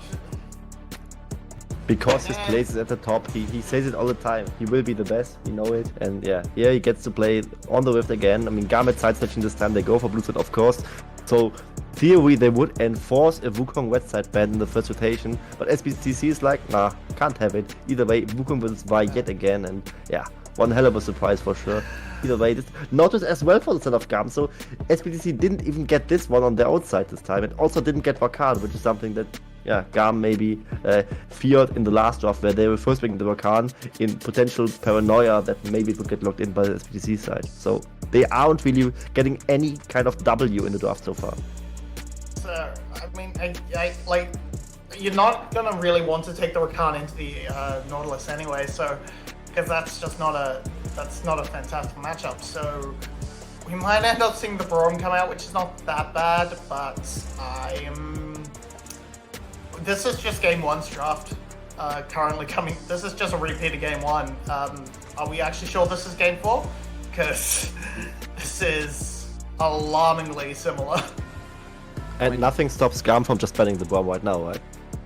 Yeah, I think everyone just forgot about the series. The last 3 games happened before dinner break, so they just had a really, really nice dinner all together, and they're coming in fresh. So no surprise we're going to be getting a rerun from game number 1. No, in all seriousness, this is utterly ridiculous. I do not understand what coaches are for in League anymore, because apparently not for pick and ban phase, that's for sure. Well, I mean, and it's your favorite 2 coaches from VCS. Hankins at least figured out has at least basic pattern recognition, has realized Nautilus and Wukong pretty good.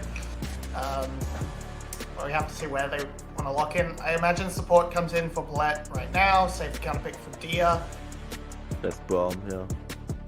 Just pick Braum. Could pick Set to please Carrix a little bit, but it will be the Braum, hopefully. But they actually self-counter-pick themselves again. It's about Khan, we talked about it before, but it is a strong pick in general. But we were saying how Nautilus is the support MVP today because he is strong against picks like the Rakan especially, and they just pick it anyway. So SPTC not really respecting the bot lane whatsoever. I mean, of course they won all 3 lanes, but you still shouldn't shoot yourself in the foot in the draft department. So I'm really angry about this again.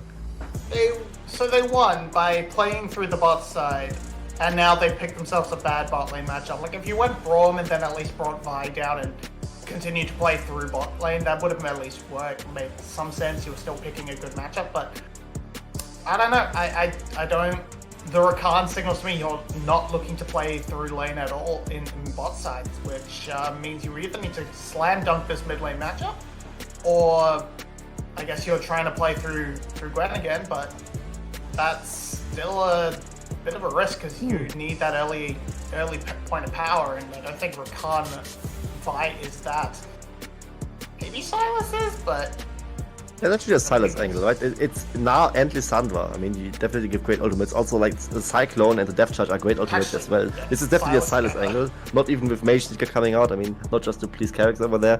Either way, it could have been a Malphite on the side of GAM, and I wonder why they banned the Ari when they actually picked Sandra anyway. But overall, solid draft from GAM, I gotta say. At least the Silas is at least a little bit of a saving grace for SBC, in my opinion, because he has a very strong choice of ultimate over there. Yeah, Silas, this is legendary, right? The old 2019 meta when the Silas just is the better Gnar. So that's quite a strong thing to have on the lineup for SPTC. What do you think about these drafts, Marby? Let's start with you. Do you think GAM fixed their problems? I mean, they did pick Wukong, so... GAM definitely has pattern recognition. They basically just... I think outside the Gnar, it's the same as game one, so it's pretty comfortable. It's looking pretty comfortable for them.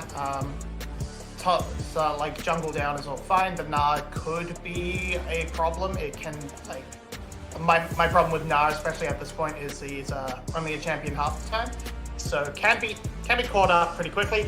And I mean, there's lots of opportunities for a Silas pop off, so maybe Dia can carry, but I would lean towards GAM.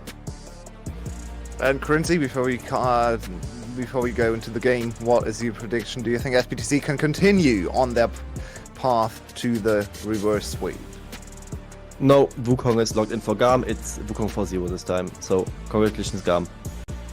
Well, Wukong's unbeaten in the series, and he's once again on the GAM side, so Kerrigs and Rebel, please lead us through this fourth game to see if the Monkey King can get the crown.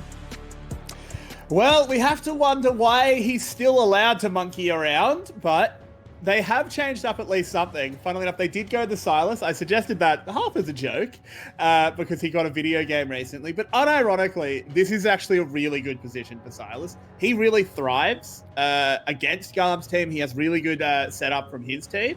Dia1 has the potential to carry this game. Unfortunately, Wukong exists. Yes, Wukong makes life difficult because Wukong obviously runs the very opening of the game and everything kind of coming through.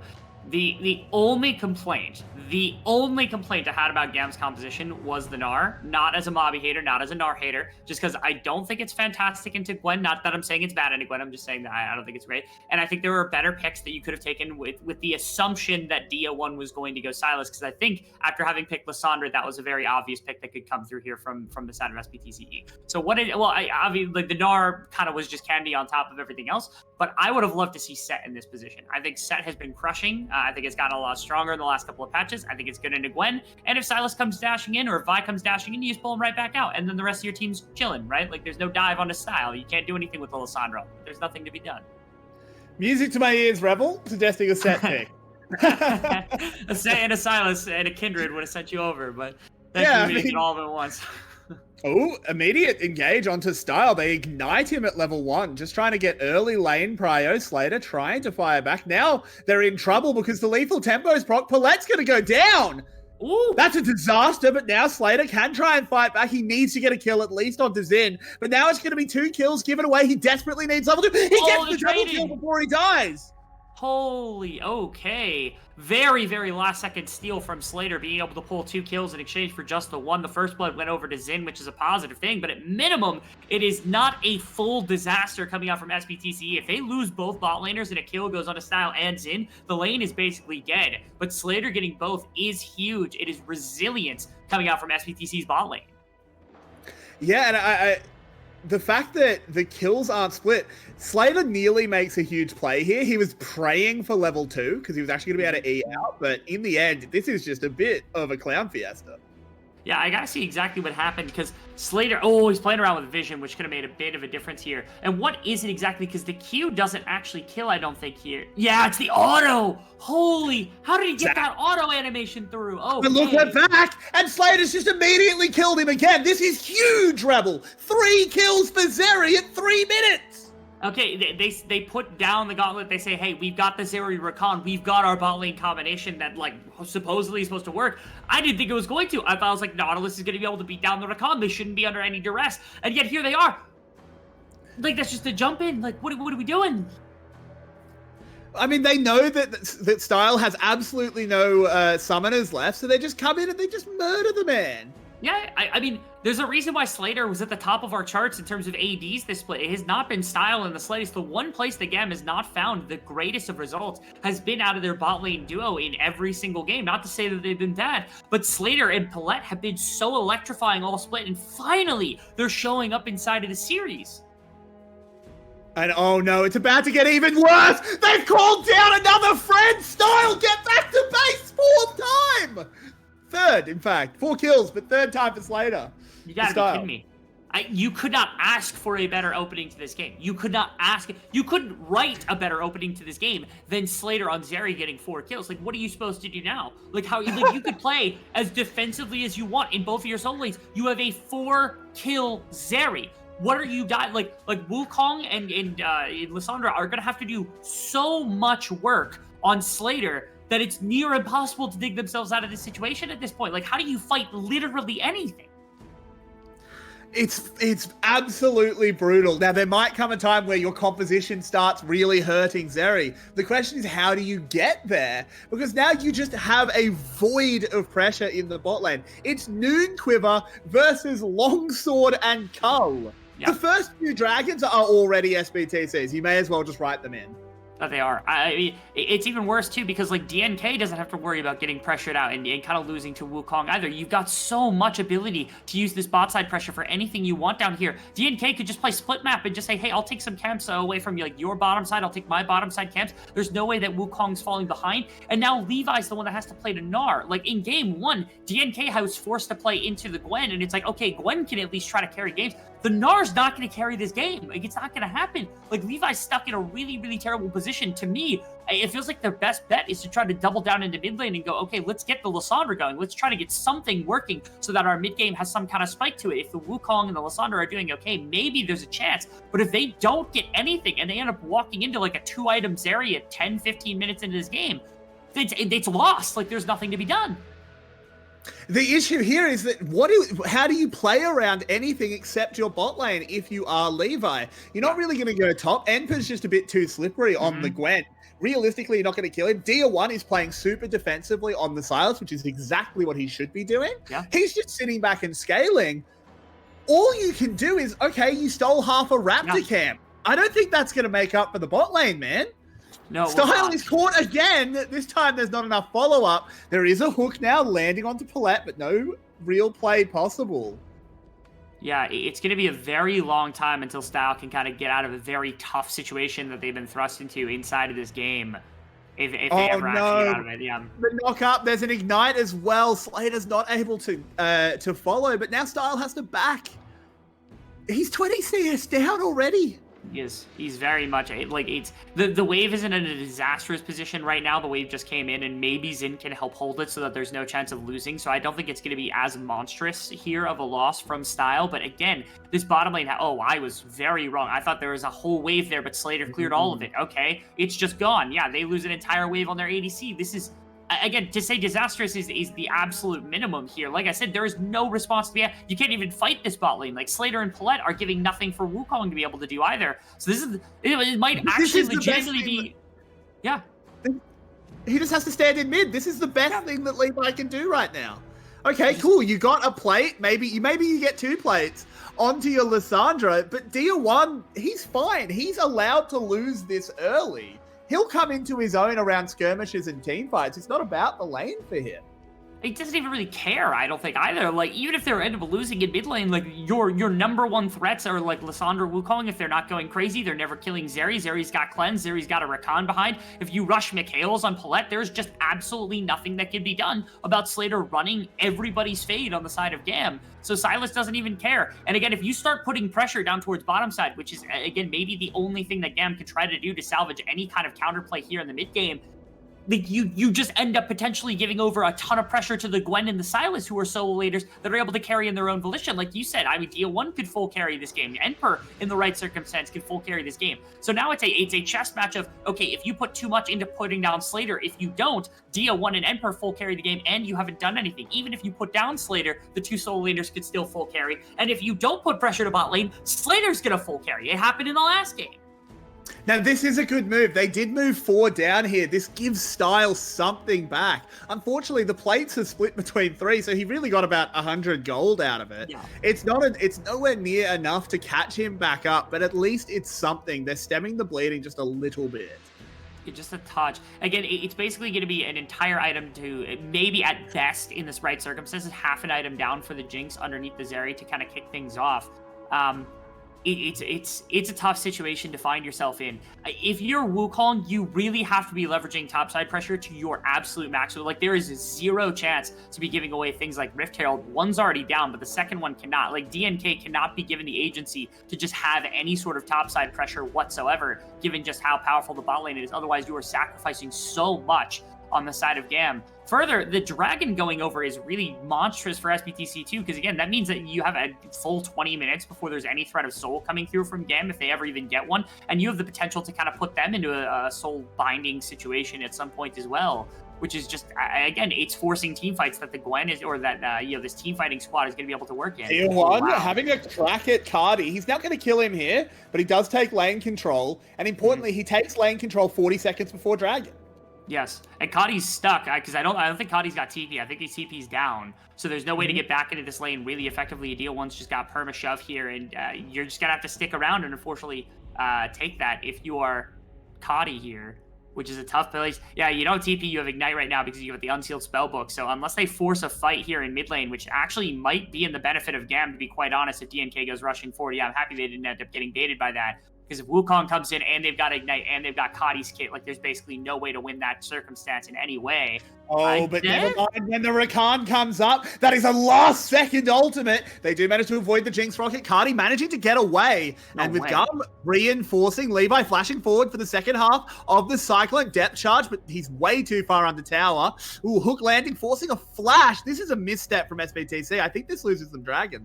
It might, and they're going to lose a bit of mid lane tower, but the fact that they didn't lose any members for this is actually disgustingly astonishing. Like, nobody went down. It was really well played by a number of members to cover to make sure there were no skill shots, no auto attacks, nothing that could come through onto the members to start maybe style and being electrifying. And Slater's trading plates on the other side. Like, even if they grab mid lane tower, Slater still getting solo plates is probably sufficient for them to feel fine. Levi's going to run a Dragon. DNK's got no support outside of Slater right now. We'll see if they decide to full commit for it, but I don't even know that they can.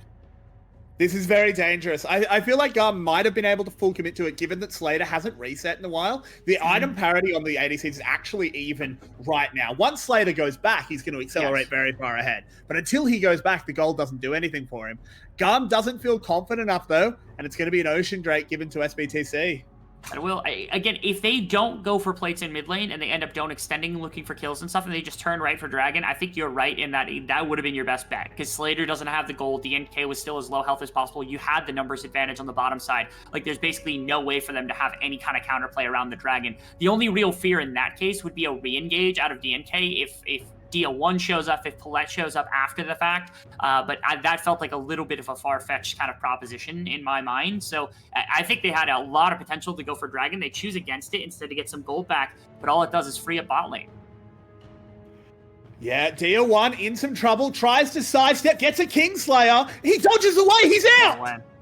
No way. The rocket also just didn't even tag, which means that, like, Style should have probably gotten that kill, should have been gifted it over. Yeah, like you said, he sidestepped, he got the Kingslayer, like, there was nothing left in the tank, and their whole time, there's no pressure bot lane, so they're just continuing to allow Slater to do anything that he pleases on the bottom side of the map. Rebel, I could already hear it. I could hear the Silver Scrapes playing. Dia1, Levi having a clash, the Cyclone comes out, Tetrasite burst comes in. Dia1 is ruling the mid lane. You gotta be kidding me. Like, this is ridiculous coming out from this team. Where has this SBTC been? I told him to pick Silas. I told him. You did. And it's working out great. Like, look at this. Like, they have the full combo. They have everything. The only thing missing is that Dia1 was able to stop them. The little sidestep. How do you sidestep? How do you make that decision? You go, I'm going to step back into these two, and I'm going to be at 10 health points left, and then I will Kingslayer and simply walk out like a Giga Chat, and then stepping back to kill Levi. But the cojones he even got the raptor. Oh, this man!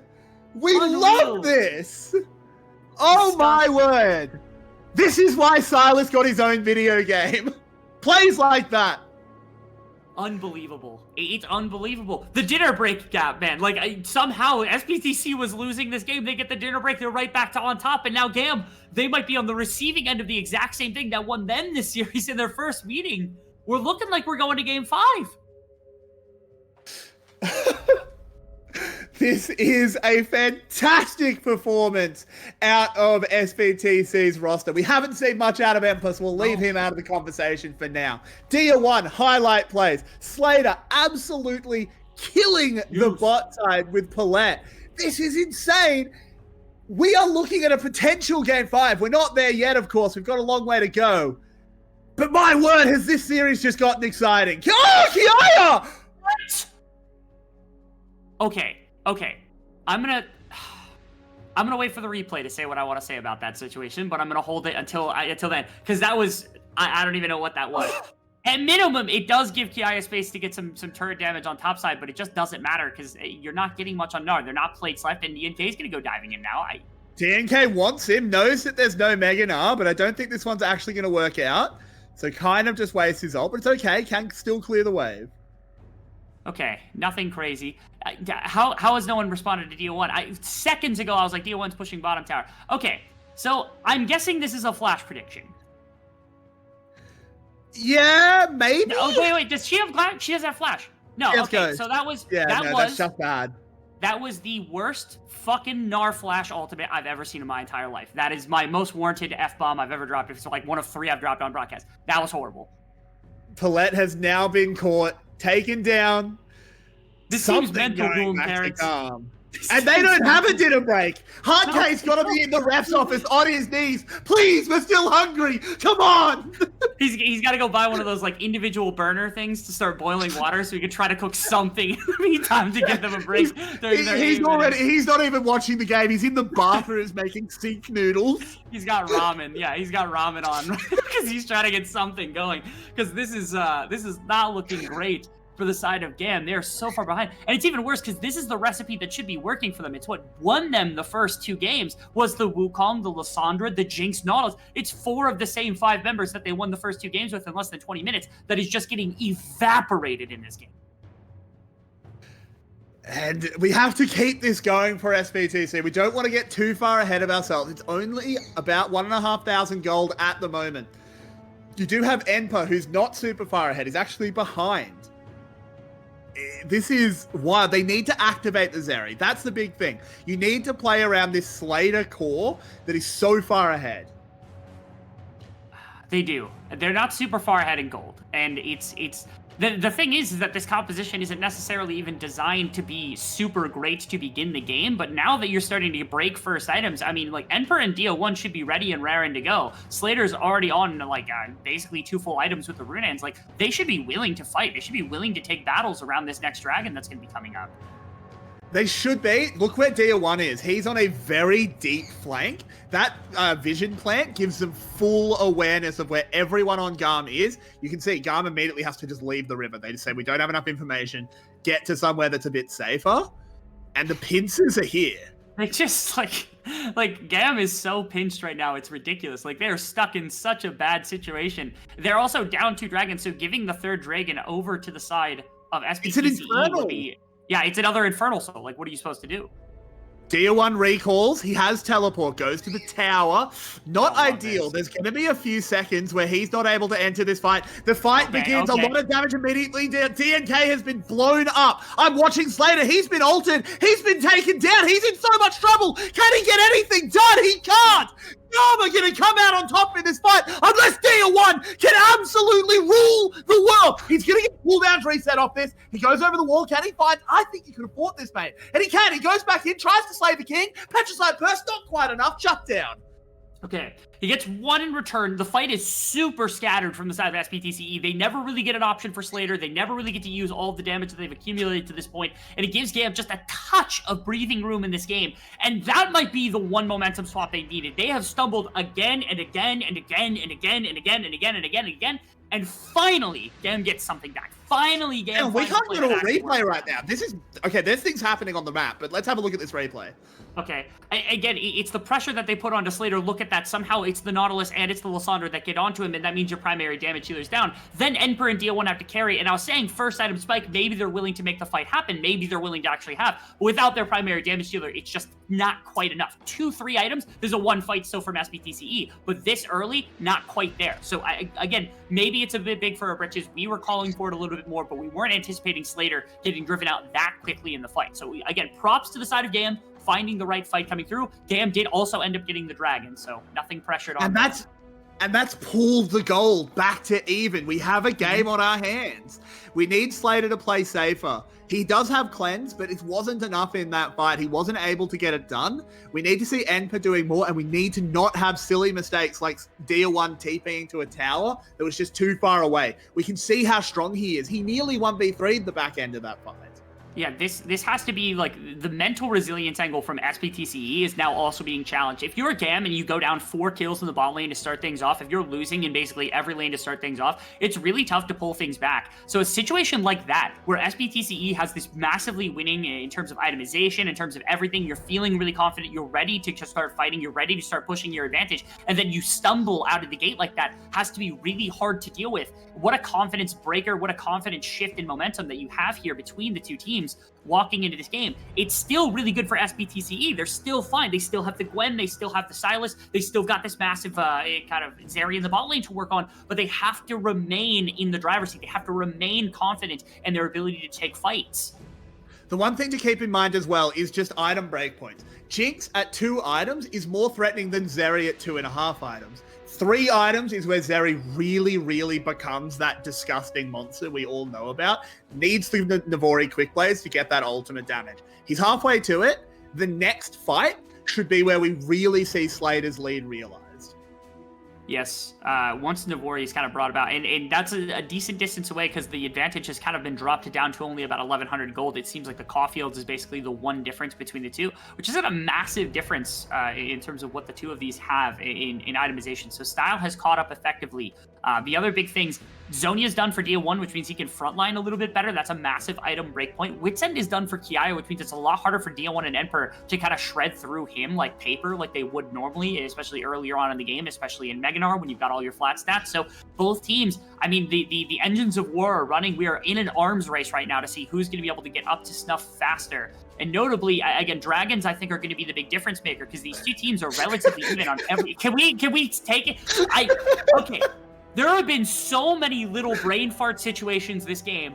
I know these teams are stressed. Like, I have to give 100% apology.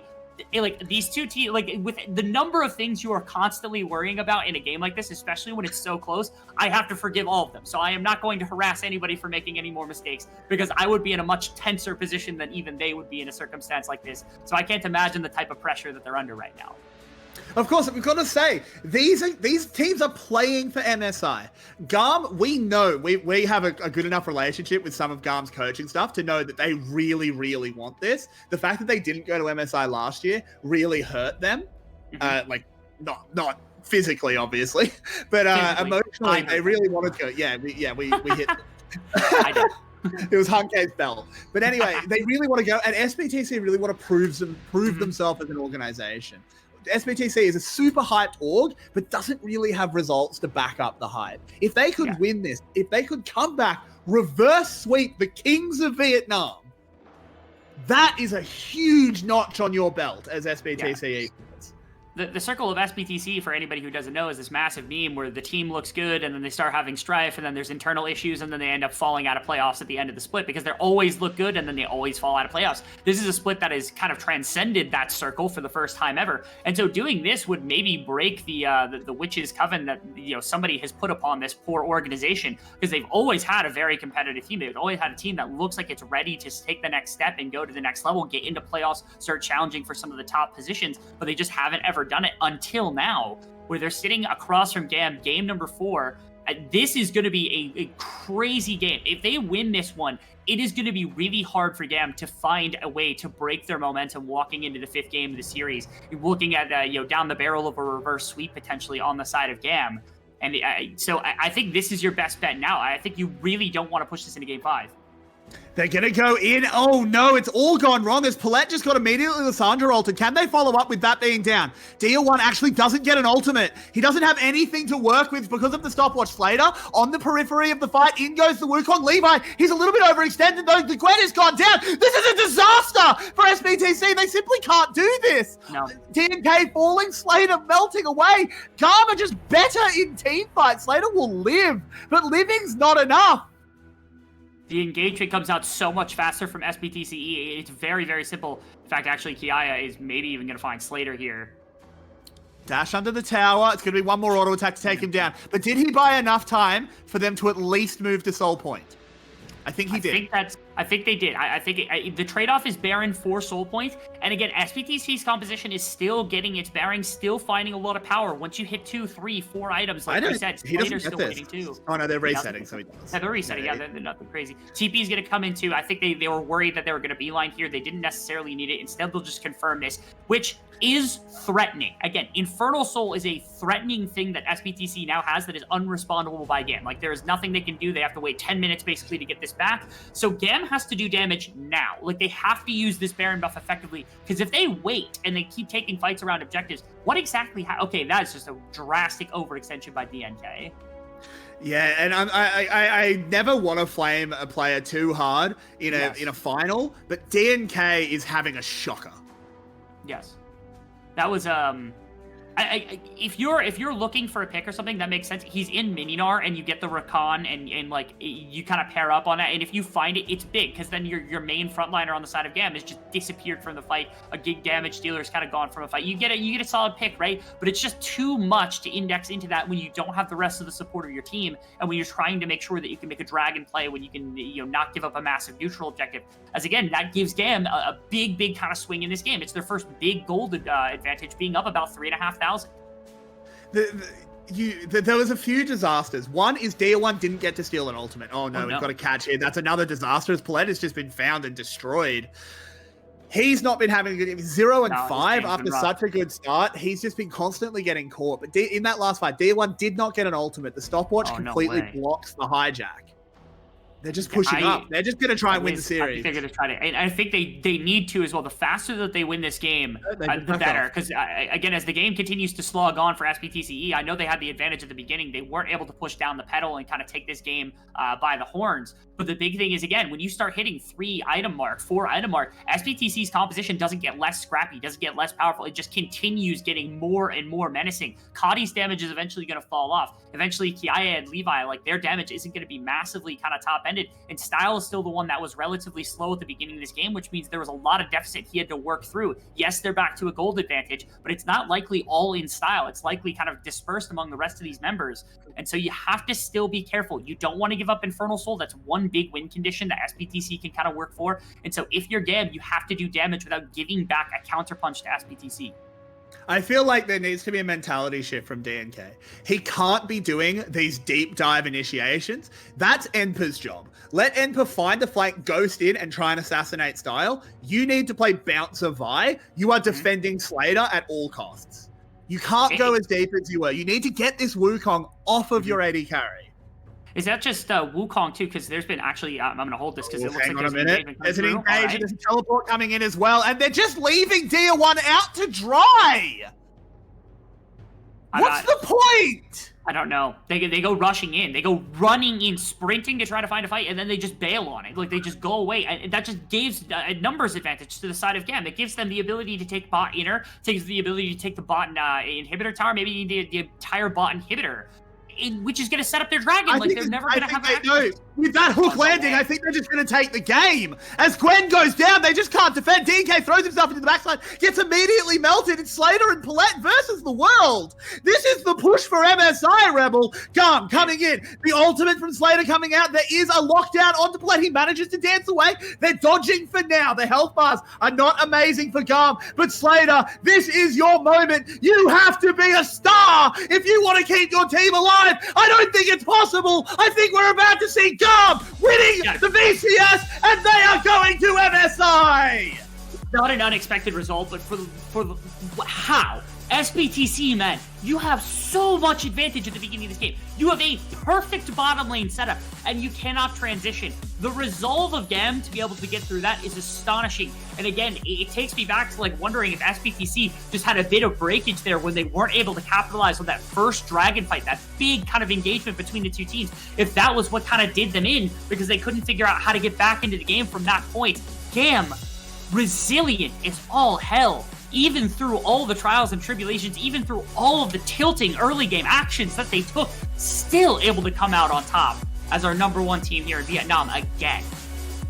And this is a team with so much legacies. They lift the trophy they will be heading international. This is a team that has qualified for so many international events that didn't get to play them due to the pandemic. They went to Worlds last year, and sure, they didn't get out of the group, but they shocked some teams. They were the missile that took down top esports, and now they're heading straight to London to be the Vietnamese representatives at the mid-season invitational. And my word, I couldn't ask for a better team to do it. No, and you could see for a second there, like, everybody is really excited, but you could see how exhilarated Cotty is, because, again, it has been Cotty for such a long time that's been on winning teams. Basically, since 2019, he is the only mid laner that's been this dominant. Would he lose one split in the entire time since 2019? And he's never been to MSI before, which is a tragedy. And so seeing him get all giddy when he's lifting the trophy, finally getting their MSI qualification, you gotta love that kind of... those little moments make up esports in such an amazing way, especially here in the VCS. We've had a lot of those, and that was one of my favorites I think I've ever seen on broadcast. It was an incredible performance. They came back from the edge of disaster, showing that they had the resilience. Even when their bot lane, let's be real, got crushed. But they came back, they had the resilience, they had the team fight execution to get themselves over the line. And Rebel, with that... Unless you have something more to say. You're good. No, you're good. Let's let the analysts take care of the rest. Yeah. Rebel, with that, I'd like to say goodbye for the final time this split. My name has been Carrix, your eternal host of VCS English. With me has been the magnificent Rebel Fox. And I have the honor to give you back to one of my best friends and the smartest analyst desk I know. Yulway, Marby, and Crincy end the series well. Well, here we are after 4 games. GAM win the title, and for the first time ever they get to lift this new beautiful golden trophy. We finally upgraded from that ugly shield, and I'm so happy for GAM to be the first ones to lift that went so well with their jerseys as well. Just an amazing picture on the screen. But wow, what a game, what a back and forth game. We actually, I was looking at this after the early game and thinking to myself, we have another 5-game banger in our hands.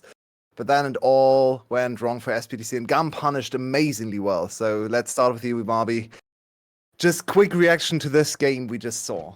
The immediate reaction is a kind of like is a small bit of disappointment, because it should have been that game 5. It felt like it was, especially with that start off, but they just could not figure out the team fights. Rakan, like it was so hard to find the engage angles into the counter engage of Wukong, Lissandra, and Nautilus, and because of that, they had this great lead, but they couldn't actually get anything done with it. That fight around that dragon, where Dio1 just sort of ends up circling around and arriving too late to be at the start, and Slater getting caught off, everything these moments, these small moments, and what I don't know. Small disappointment, because I was hyped for Game 5, but it was a nice big comeback from GAM.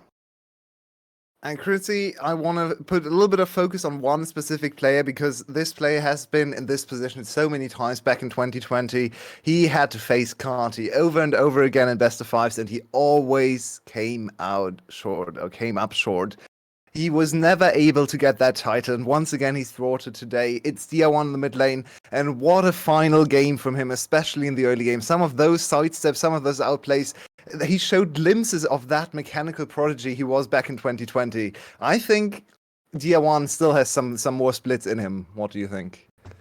I agree. I mean, we have seen this one crazy sidestep thing where it was like sidestepping into 2 people to just deny getting hit by the Jinx Rocket, so actually GAM can accelerate, or why do I even say accelerate? Why? Just to get Style back into the game, because GAM was realizing that Style was absolutely swimming in this game, and they would try to funnel every kill into him. I also remember this one play, like up top lane, where it was Kiaya just trying to flash, ult predict some Lissandra movement. No, not Lissandra. It was Gwen, of course. It was Gwen, and it was also just them just trying to put everything back to the Jinx. But back to the point of the R1, he played absolutely fantastic against Yado, especially yesterday, and absolutely showed that he is still one of the better mid lanes of the VCS if he is absolutely back in his gears, and he absolutely is right now. Ironically, when he came back into the VCS, I was kind of down on him because I didn't get to know him initially in the days, and he was actually piloting the Gragas mid lane, which is a stable pick by now, but he's actually always losing on Gragas, weirdly enough. But in general, he has been such a stellar mid laner in the last few series, I gotta say. And I think the result just coming up short once again kind of just doesn't do him justice. I think despite losing so many finals, you could argue he deserves at least like one title, right? Oh, for sure. For spring 2020 alone, but maybe it's in summer we get to see him Spring. try again. He brought SPTC to their first ever final. Slater, of course, also a huge contributing factor, especially in these players where they overcame Team Wales. They completely stomped Cerberus to the ground, and maybe I'm not sure if we have the updated graphic for the players, but as we send off SPTC. In their best ever split performance, after so much hype, after so many super teams, okay, they lose the final. They once again were not able to overcome GAM. GAM is still, they're still the kings of the VCS, but we have to give them such a huge amount of credit because no one expected this SPTC team, at least from our side, to even be in playoffs. And they not only went to playoffs, they challenged GAM. They played very close series against GAM, and even though they can't win the title, I'm now really excited to see what they can do with the rest of this year even. Yeah, absolutely. This next year, I think they've definitely got the opportunity, and I mean, this time you sort of saw finals, that lower bracket run, the fatigue from playing 3 days in a row, maybe setting in a bit in for DNK, and per first finals, this is only his second playoffs ever. Actually, I don't even know if I think this might actually be DNK's first final as well. It's just been, despite him being such a seasoned player, it's just, I think a little bit of nerves, a little bit of fatigue getting to them in this final, especially those first 2 games were rough, but I definitely think they can regroup and come back for summer and challenge for the title once again, and absolutely is sort of a favorite to go for that world spot.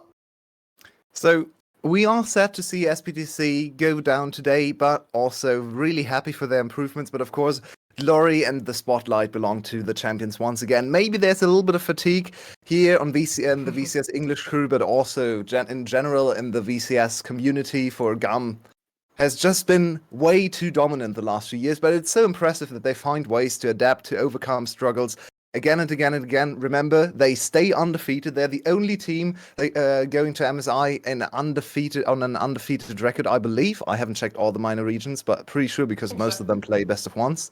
So 17-0 now. It was a bit of a struggle. Their drafts sometimes look a bit sketchy, but in the end, it's yet another title for the legendary players over there. And Levi going up to number 7, Kati 6 titles, Kiaya 5, Style 4, Crincy.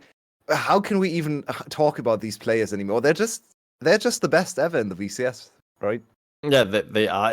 I agree. It kind of starts to get boring in this one regard, but I mean, it's also that if they are the best team, then they are the best team. I mean, there's no other team that like remotely even qualifies to deserve to like represent us at international events, especially like MSI, where we can only send one team, and I think GAM proved that today. Gotta say that for SPTC, like one small center from my side, I think especially bot lane and mid lane played stellar today, and I mean, DNK and Enper, not their best series in general, but I mean, if it's their first finals, I mean, that's, of course, a lot remaining to be seen for them. I think they can definitely improve on this side. And also when he played he coached some teams to the finals, and yeah, if he just stops out drafting himself to some extent, maybe he is one coach that can also lift the trophy one day.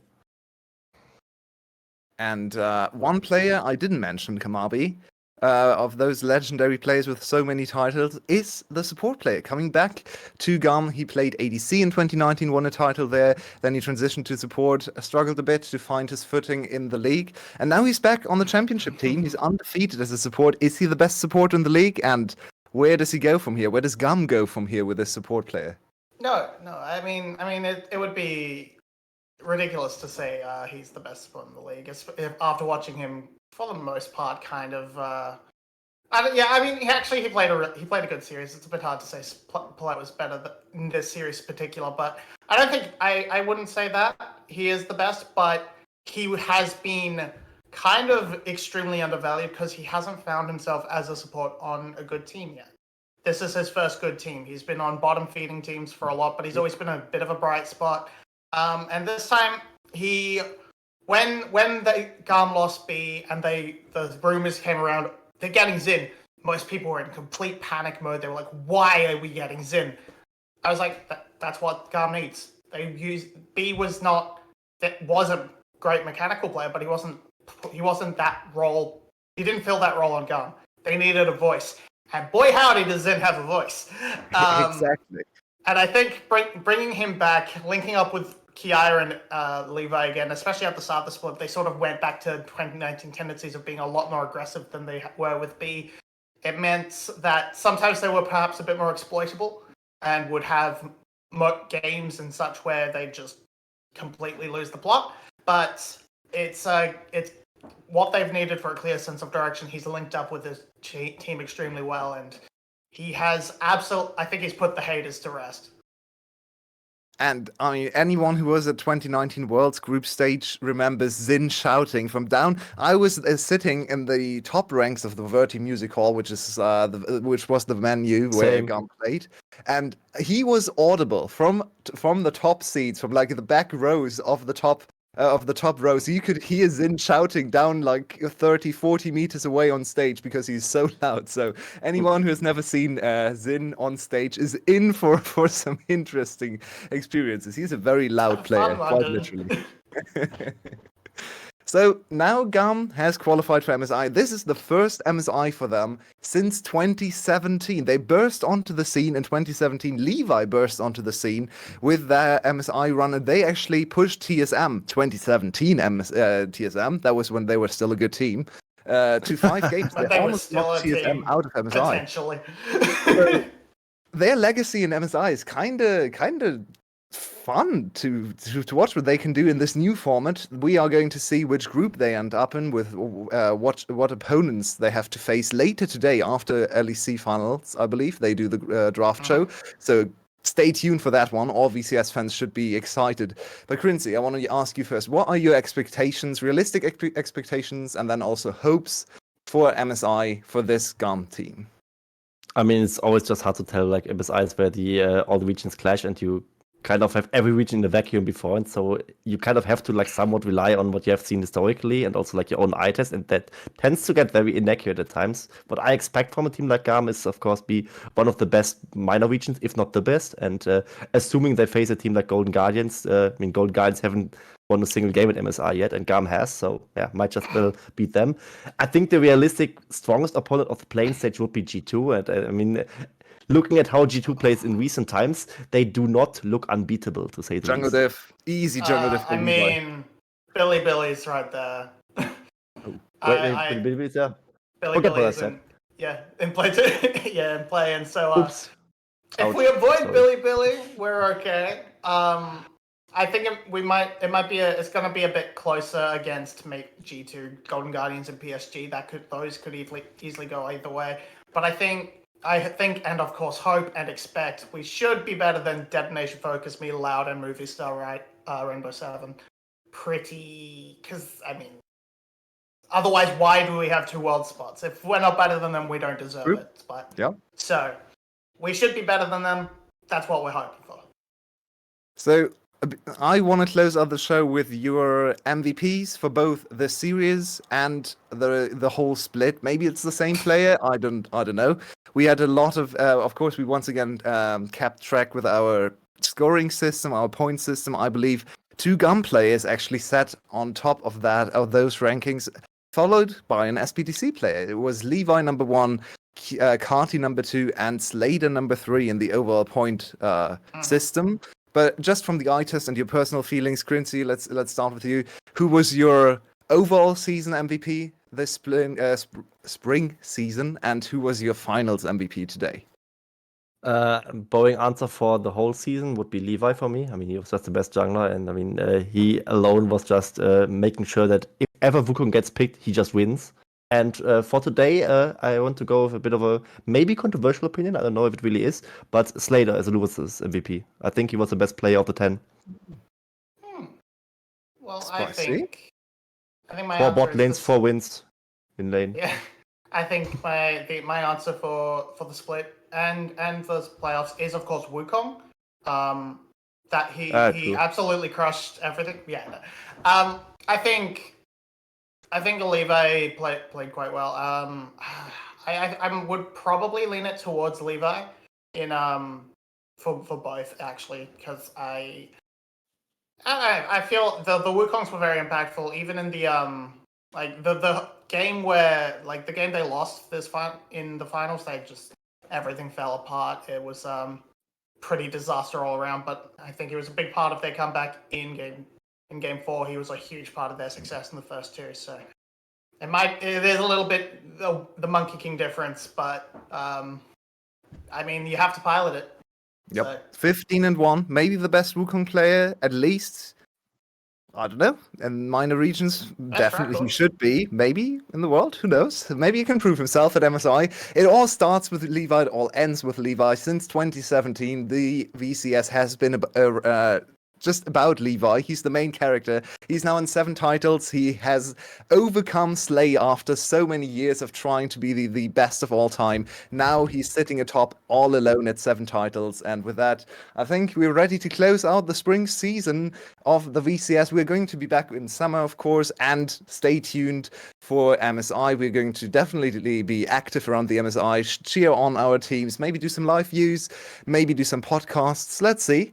And yeah, let's just all hope that Levi can also prove himself back on the international stage like he did in 2017 when he first burst onto the MSI, or onto the world scene even. I want to thank everyone on the team, of course. I want to especially shout out Spoots for all his work on graphics, on production, and so on. You can't see him on the screen or on the stream Thank you, most of the Spoots. time. Thank you so much, Thank you, Spoots. Spoots. Amazing work once again. Of course, big shout out to my 2 analysts today. Thanks for your amazing work and all your analytical work. Thanks to our 2 casters who had an amazing series. It was a lot of fun to listen to them, Carrix and Rebel Fox, of course. Also, a short little shout out to Milky, who wasn't able to be here a lot in the players, unfortunately, but he is doing other great things, so we're happy for him. Thank you, Milky, for all your time. And with that, it's the spring season over. The spring split, I should say, is over for VCS. Yet another GAM victory. Let's see what happens in summer. Have a great day. Have a great May and June, and we'll be back sooner or later.